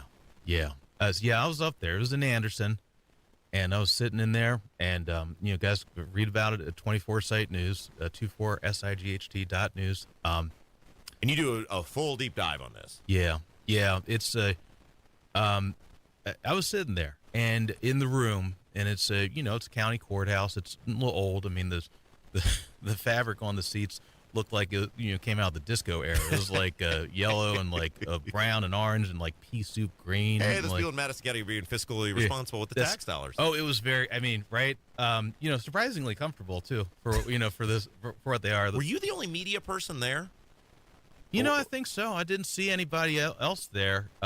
That surprised me, given what a big story it was when it happened, that nobody else was there covering it. Yeah. Well, good for you. Thanks, man. Yeah. I'm really the layers of this case. I have a story up at 24 Site News from last week where I interviewed someone named Paige, and I've withholding her name out of respect and, agreement, but I verified her identity. I verified the identity of the fiance at the time, who detail an incident which happened at Life Church with Nathan Peternell a decade ago. And so I've been reporting on this now for 2.5 weeks, and I really wanted to see the son, Jonathan Peternell, and be there, because he has been, at that point, he had been in jail for 2 weeks. Yeah. And October 24th, I think, was the day he was arrested. So you're right. It's been 2 weeks. 2 weeks at that point. Nobody posted the bond form, so $25,000 bond, 10%, $2,500. Which is a very low bond. Yeah. Right? I think that... Oh, yeah. And you were saying even the judge was a bit surprised that this guy is still in jail, given how low his bond actually is. Yeah. It was really... It's the whole thing to me has been astounding. His parents were not there. I don't know if members of the church were there. I couldn't pick out everybody in the room. But nobody appeared to be there, supporting him or there on his behalf. Yeah, no, I didn't see anything like that. And I got to tell you, he sounded like a ghost. He really this, and you guys can read about it. I'm not going to repeat it here what he actually was doing, which is terrible. And, given the amount of evidence they have, it will probably go away for a long time. But you also got the sense, seeing him, listening to him, he appeared as he was in a green and white jumpsuit. They have they got these little, the flip-flops the inmates have with jellies, like orange jelly flip-flops. And he stumbled over the handcuffs that were on his feet. So he's cuffed behind his back with hands in the feet, kind of tripped over it a little bit. His bearing, so his physical posture was very upright, and as he talked, but his sound, he talked like he would answer the questions from the judge, and he'd be like, yeah. It was like, to me, as it felt like I saw like a zombie, like his soul was no longer there. So what was also interesting, so he is still in Madison County Jail. Yeah. Nobody has posted, or he's not posting that $2,500 bond. Right. Which you were saying, like I said, the judge seemed kind of surprised by that. But also there was controversy about who his attorney was going to be, because initially people were led to believe that, I don't know if he said it, I guess he must have said it at one point, that Devin Norrick and you had reported it, I think, that Devin Norrick was going to be his attorney. Devin Norrick is, of course, the attorney that's at the center of the allegations of the AI porn stuff in the Lieutenant Governor's office. And then that came out that, no, that's not happening. And so for 2 weeks, he hasn't had an attorney. Yeah, it's really stunning. So in the court appearance, and you guys check it out. My case, he had his initial virtual hearing, and he said that Devin Norrick would be representing him, and which would make sense, knowing that world of Beckwith and Peternell and the broader Life Church community, because Norrick and the Adler attorneys, Adler's very big firm. Ray Adler's a prominent attorney in, I believe he's in Noblesville. Yeah. And has been very connected to Micah and Nathan and that orbit up there. Yeah. So it's right. You can see where somebody who is, he's grown up in that world where logically that would be, he's like, okay, well, obviously these are the lawyers who are going to represent me. The funny thing is I reached out to Devin Norrick for comment on the deep fake stuff, and he never got back to me. And a lot of people don't get back to you. Shocked. But when I texted him to ask him about representing Jonathan Peternell, he immediately got back to me. Yeah. To say that he's not doing it. Okay. That's kind of, and I'm torn on this because on one hand, it appears to be that family is just letting this guy who is an adult, right? Hey, you did it. You're going to pay for it. You're on your own. And I'm torn on this. I was talking with somebody about this last night. I said, I'm torn on this because on one hand I go, well, good for them. They're not trying to use any clout or power or anything to bail this kid out. And then it's like the other side as a father. It's like, well, this could be the last time you ever see your kid as a free person, and they're just content to let him rot in the jail. Yeah. And so it's like this torn thing where on one hand I can just go, great, good on them, because they're not covering for him. They're not saying it's okay. They've said this is horrible, and they're following through with action. And then there's the other side. I was like, well, that's very interesting that that's happening. This story, a lot of times when I've covered politics over the years, there's kind of like there's almost like a lighter element of like amusement at the bizarre behavior of politicians. Like, oh my God, I can't believe they're doing that. This story is really, I've never really worked so hard on a story like this, where the layers of human tragedy to the story, like everything about it is nothing but tragedy. Yeah. And I've been talking with folks extensively, and guys, if you know something you'd like to reach out, and especially guys, I would love to. I've been trying to reach Nathan Peternell for weeks now to talk about this, or whoever the lawyer is they've hired. They won't tell me who the lawyer is they've hired for Nathan at the church. Whoever it is, guys, I would like to talk with you. If you used to go to the church or you're still out there, you have something to talk about, email me, tom@24site.news. Find me on Facebook, Tom Lobianco. Go to 24site News. I've been talking with folks that used to attend church there, and I'm in the process of verifying things, so I don't want to get out ahead of myself because it takes some time to do this. But I'm hearing stories that I would say are consistent with the story that Paige told me that we published at 24site News. All right, wrap it up here. Let's come back to the Lieutenant Governor for a second. Do you think that, let's pick a number, 6 months from now, do you think that this is a story that has legs, and by a story that has legs, I mean the investigations in the Marion County Prosecutor's Office, that something's going to come of this? Is that what your gut tells you? Or does it say 6 months from now, I'll be like, they looked into it, nothing there, everybody go about their business? It's very hard to go after elected officials as a Marion County prosecutor, given the law, given what the requirements. What seems more likely to me, if there are any charges brought and anything they decide to go to trial with, it would more likely be the staff in the State House office, especially his top staff, Sherry Ellis, chief staff. And again, I don't want to get out ahead of anything but it would be the staff that's doing it that would be on the hook for this, most likely, unless they find that unless in their investigation they find something pointing directly to Micah directing it, and that's all hypothetical. I do not have any evidence of that, but those are kind of those are the barometers of this. So what I suspect at this point would be, if there's prosecution, it would be of the staff. All right, and everybody is innocent until proven guilty. No one's been charged with anything. Right. Thus far, no one's been alleged to have been charged with anything. And we say this all the time. A grand jury investigation does not mean an indictment, and an indictment does not mean a conviction. Exactly. Tom LaBianco, again, real quick, where can everybody find you? 24site.news. Head on over, guys. Help support me. Help support independent journalism. I got a GoFundMe that I set up. Oh boy, I love doing this, but I got to tune up my car to get out here. I got to keep the phone on. So help me out, guys, and it's important. I really, guys, I can't tell you. And for folks, if you're listening, out there, thank you for your support. I appreciate all of it. Thank you. All right, it's Kendall Casey Show, 93 WIBC. 93 WIBC Mobile News. On the level, on the go.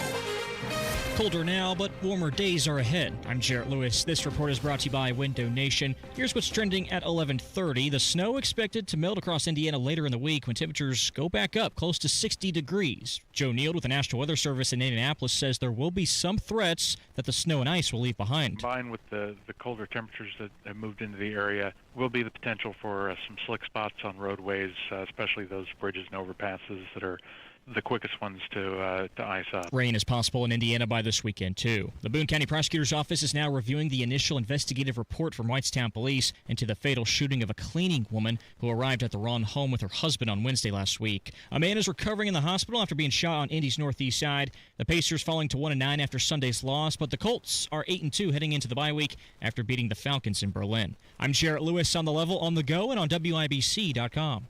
At Duke Energy, we're making Indiana's energy grid stronger and more resilient, ready for storms and for our region's growing energy demands. We're upgrading nearly 20,000 poles, adding more power to the Indiana grid, and using new innovations to assess damage more quickly, speeding our response to storms. We're also modernizing the energy grid with self-healing technology to automatically reroute power around damage to help restore outages faster, sometimes in less than a minute. And we're using smart technology to give you more insight on the energy you use at home to help you save. Daily usage charts on our website or mobile app. Usage alerts and home energy reports to keep you in the know. And we're committed to doing everything we do in cost-efficient ways so we can keep bills as low as possible while we serve you with reliable energy when you need us most. Duke Energy, building a smarter energy future. Paid for by Duke Energy shareholders. Football is back, and so are great hairlines. We Grow Hair Indy has helped former local professional football players get back in the game with full natural hair. You don't have to play pro ball to get pro-level results. Hey, it's Rob, and I knew I picked the right team when I needed a Hail Mary for my hair. I called We Grow Hair Indy. Whether you're tailgating, coaching, or watching from the couch, do it with confidence. Trade the sidelines for a hairline. Get back in the game at We Grow Hair Indy. Schedule your free evaluation today at WeGrowHairIndy.com. That's WeGrowHairIndy.com or call 317-522-2995.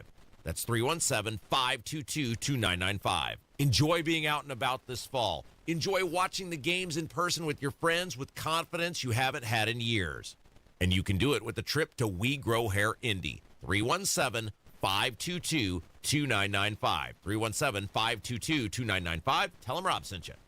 Truck drivers, the holiday rush is here. Take advantage by becoming a Schneider driver. By driving for one of America's busiest carriers, you'll stay busy during the holiday season and throughout the new year. Plus, as a Schneider driver, you'll have access to top quality driver support and newer equipment spec'd with the latest safety and comfort features that drivers want.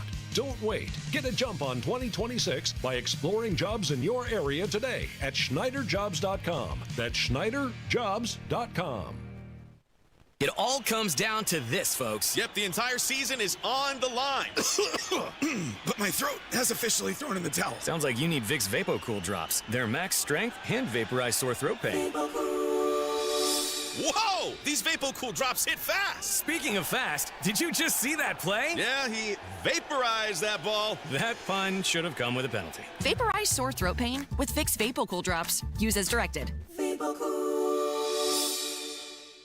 Hey guys, it's Rob for Universal Windows Direct, and what a deal going on right now with Universal Windows Direct. Did you wake up this morning Was it cold out? Of course it was. And now you're thinking, oh my gosh, I didn't get my windows replaced. I'm looking at a whole entire winter in a cold and drafty house. No, you're not. Thanks to Universal Windows Direct. And if you've been thinking about replacing your windows, now is the time to strike. Listen to this deal. As always, for every 2 windows you buy, you're going to get 2 free. No limit. Then on top of that, you'll also get 36 months of 0% financing with equal monthly payments, same as cash, and a $1,000 bonus off your project. So let's review. Buy 2 windows, get 2 free. 36 months of 0% financing with equal monthly payments, same as cash, and a $1,000 bonus off your entire project. Now, some restrictions may apply. Get all the details. Call Universal Windows Direct today. 317-659-7574. 317-659-7574. Check them out on the web, universalwindowsdirect.com. Tell them Rob sent you. You know exactly why you need to remodel that kitchen of yours. The space, it's outdated. You can't move around like you used to. It doesn't work like it needs to. You want to entertain and you want to improve your quality of life. This can happen, just not with the kitchen you have. You need to call Booher Remodeling, B-O-O-H-E-R, BooherRemodeling.com. They can take that old kitchen that's deteriorating and broken down and turn it into something that works for you and your family. Their 5-step design process from start to finish, the consultation, the preliminary design, the design development, getting all the documents together, and then getting it done. The best materials, the most skilled craftsmen in Central Indiana. Booher Remodeling will guide you through the entire process, starting with the free initial consultation, and they stand behind their work with a 2-year workmanship guarantee. Create that new kitchen. Design experts can use an existing layout or begin completely from scratch. Talk to Booher Remodeling today. B-O-O-H-E-R, BooherRemodeling.com. That's BooherRemodeling.com. Trust our family to take care of your family. Call us today for our family maintenance plan at 317-577-8077. Family Heating and Air is your trusted local independent American Standard heating and air conditioning dealer. Blow sediment and gunk out of your well, plus a 6-point inspection and 30% off all of it. Wow. C&J, great systems, great people, 317-852-WELL. So Donald Trump wants the new football stadium in Washington to be named after him. And he might be able to pull this off. It is the Kendall and Casey show. I'm Rob. Casey's out today. Ethan Hatcher from Saturday Night on the Circle's in for Casey. So the Washington, they used to be the Redskins. Most people remember them as the Redskins. Now the Commanders. They are getting a new football stadium, which is funded in part by the taxpayers of Washington, D.C. And it's there's a lot that goes into it. It's a big, involved process. But as part of this, the government, the federal government, because it's Washington, D.C., has a role in what's going on. And they have a role in things like what the name of the stadium are going to be. And Trump still has the ability, and has throughout this process, he can throw some serious roadblocks up. I don't think he can stop it at this point, but he can throw some serious hurdles into the completion of this new football stadium for, by the way, it's a $3.7 billion facility. Why would a stadium cost $3.7 billion? Inflation, baby. It's all about inflation. But the materials don't cost that much. You can't convince me that a stadium costs $3 billion to build. Ethan, that's nuts. It's the National Football League. You're asking too many questions. Whatever. Anyway. I hate sportsgetball. I know, right? But anyway, Trump has floated the idea because part of who has control over this is the National Park Service, which obviously is under, in terms of the naming of the stadium, the District of Columbia Council and the National Park Service, because the Park Service owns the land where they're going to put the stadium. Okay. The District of Columbia, by the way, the Post Millennial had a big piece on this. The District of Columbia it will be leasing the stadium to the team. So it's one of these things where the federal government's going to own the land. The District of Columbia Council is going to own the stadium. They'll lease it back to the team. They're going to pay for it through essentially a buyback, for lack of a better term. This already sounds like a fluster pack. It's Washington, D.C. Are you expecting anything else? You're right. But the point in all this is Trump multiple outlets have reported that Trump is adamant that they name the stadium after him, and he may get it. Well, if he's going to be insistent that they rename the stadium, why not go the whole 9 yards and make him rename the Washington Redskins? Make Redskins great again. I'm Donald Trump. Speaking of which, he went to, and I would, by the way, wholeheartedly support, as would many other Native Americans who have publicly espoused this, a return to the name Washington Redskins in honor of the Native American tribes for which that team is named after. But Trump went to the... Didn't they used to have the Tuskegee Airmen come in and celebrate and support them at their games? They used to have the Native American tribes would sit in the boxes. The Native Americans were not angry about this for the most part. It was these liberal people that were angry on their behalf. And a lot of white women. They used to go sit in the owner's box. It's like, they're not mad about this. So Trump went to, it was the national game yesterday. The Commanders played the Lions in Washington, D.C., and Trump went there to promote Veterans Day, which is tomorrow, and we'll do some stuff for that tomorrow. And this is great. He ends up talking about his high school football career. Take a listen. But we had a good time, and I loved it. I actually love playing football. We had a good time with it. So we were trying to look up your stats, and we wanted to know, how many touchdowns did you have back then? Oh, 6, is that right? 7?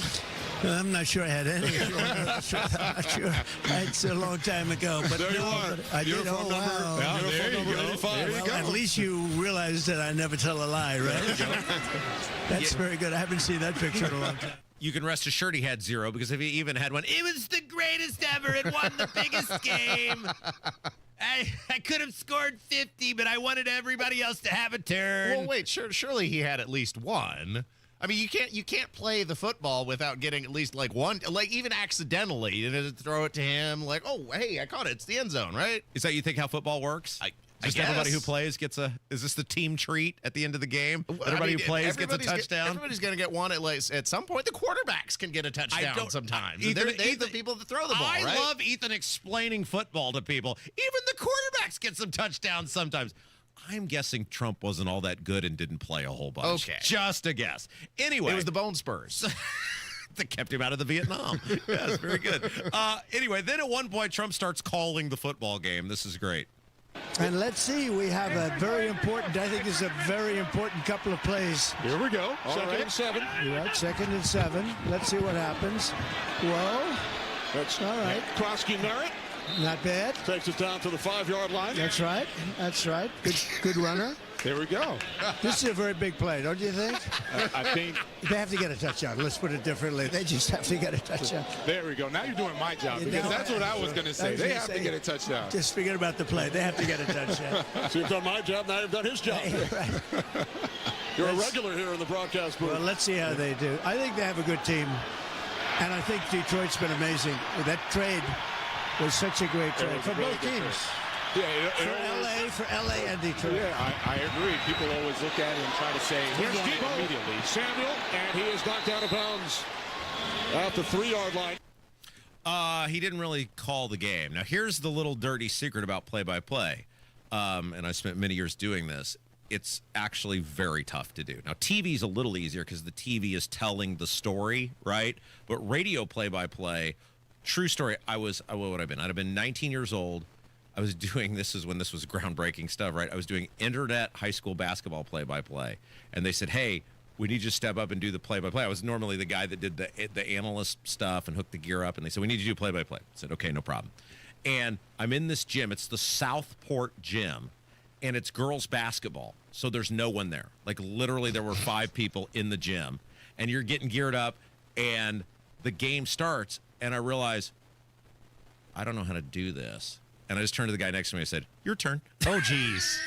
That would be a nightmare scenario when you get put in the hot seat and don't know what you're doing. Well, because it moves very quick. Basketball moves very quick. Football's a little easier. Baseball's the easiest because it moves the slowest. But I had to, like, go home, and I was like, oh, I'm really bad at this. It's not as easy as it sounds, you know, hearing the pros do it. And I had to spend basically like a month just watching old basketball games and doing it to get to the point where I could go out and do it on my own. So don't be hard on Trump. Play-by-play is not as easy as it seems. So when he stopped calling the game, he probably just didn't know what to say. Well, he wasn't play-by-play. He was the color commentary, and that color was orange. The trade was great for everyone. All right, take a break. Kendall Casey Show, 93 WIBC.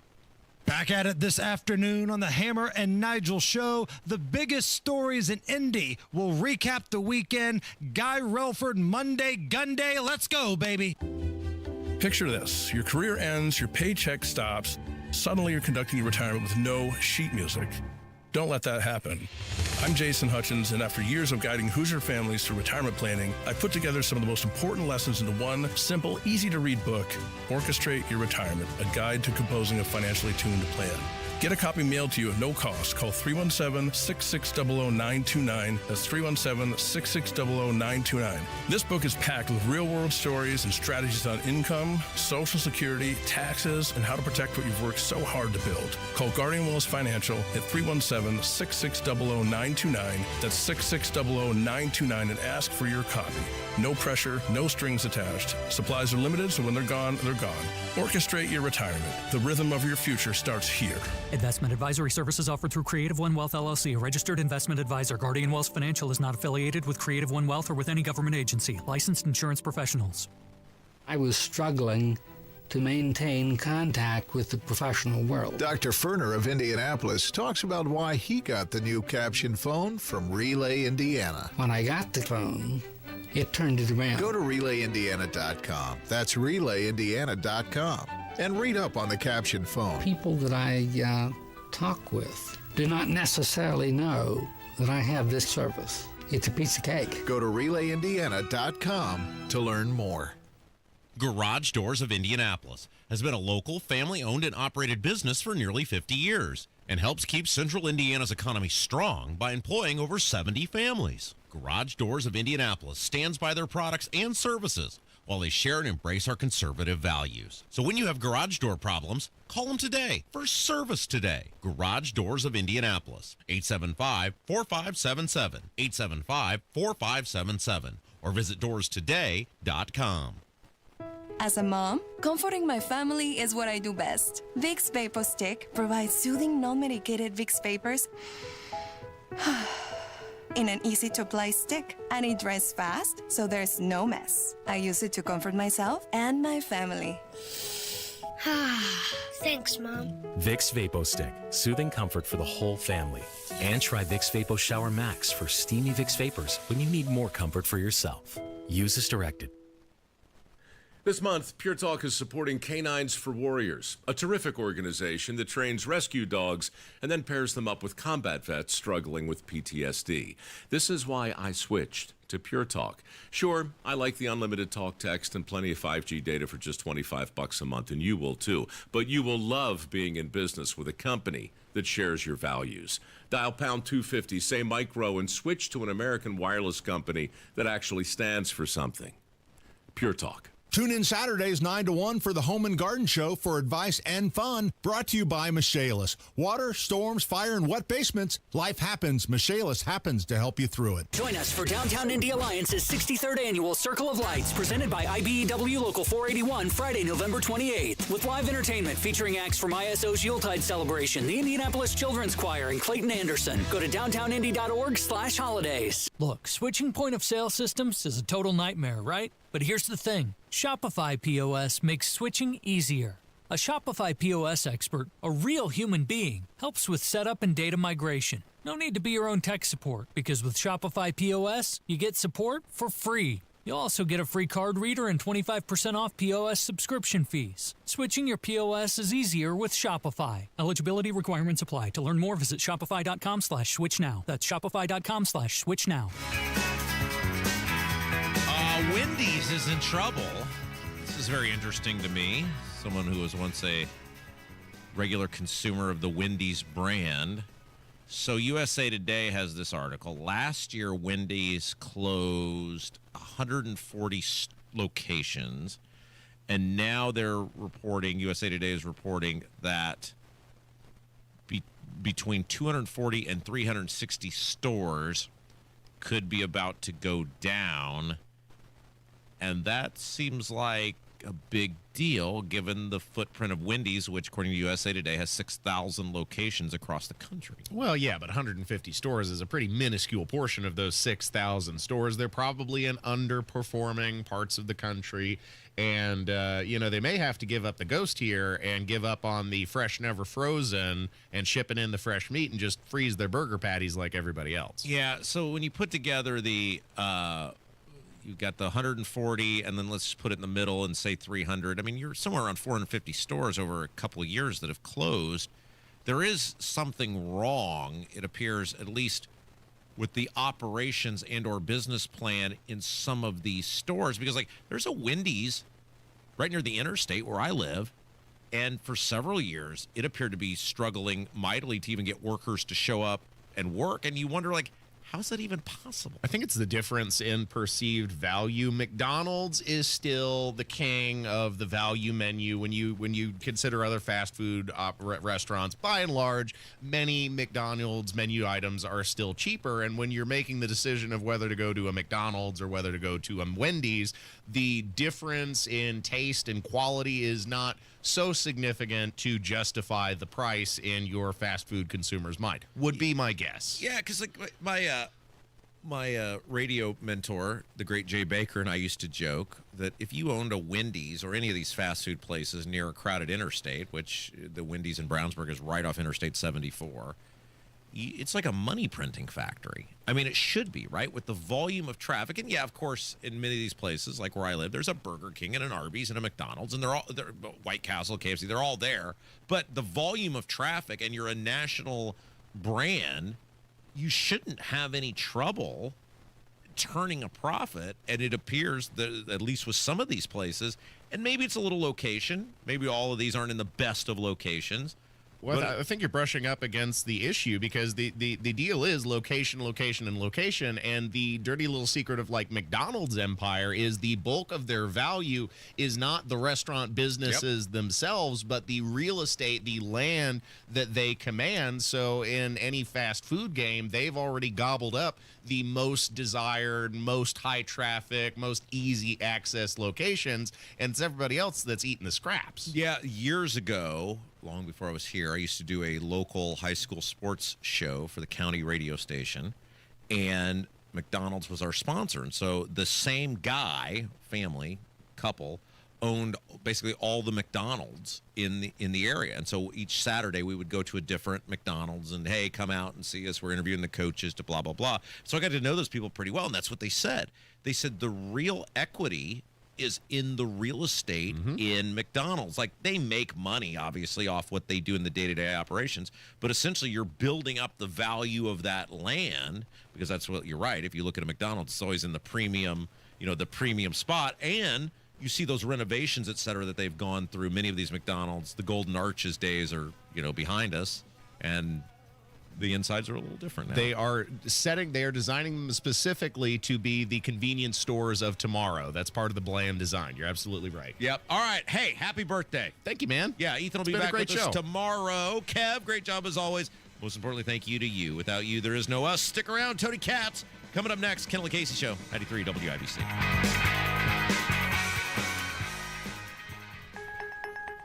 When people think sleep apnea, they think CPAP. Now at Advent, we do all we can to help sleep apnea sufferers avoid the CPAP machine. And most sleep apnea sufferers who come to Advent are going to be able to avoid a CPAP altogether. Our unique Advent approach using simple in-office solutions can get your nose working and throat open all under one roof. You see, the root of every snoring and obstructive sleep apnea problem lies within the throat, nose, or both.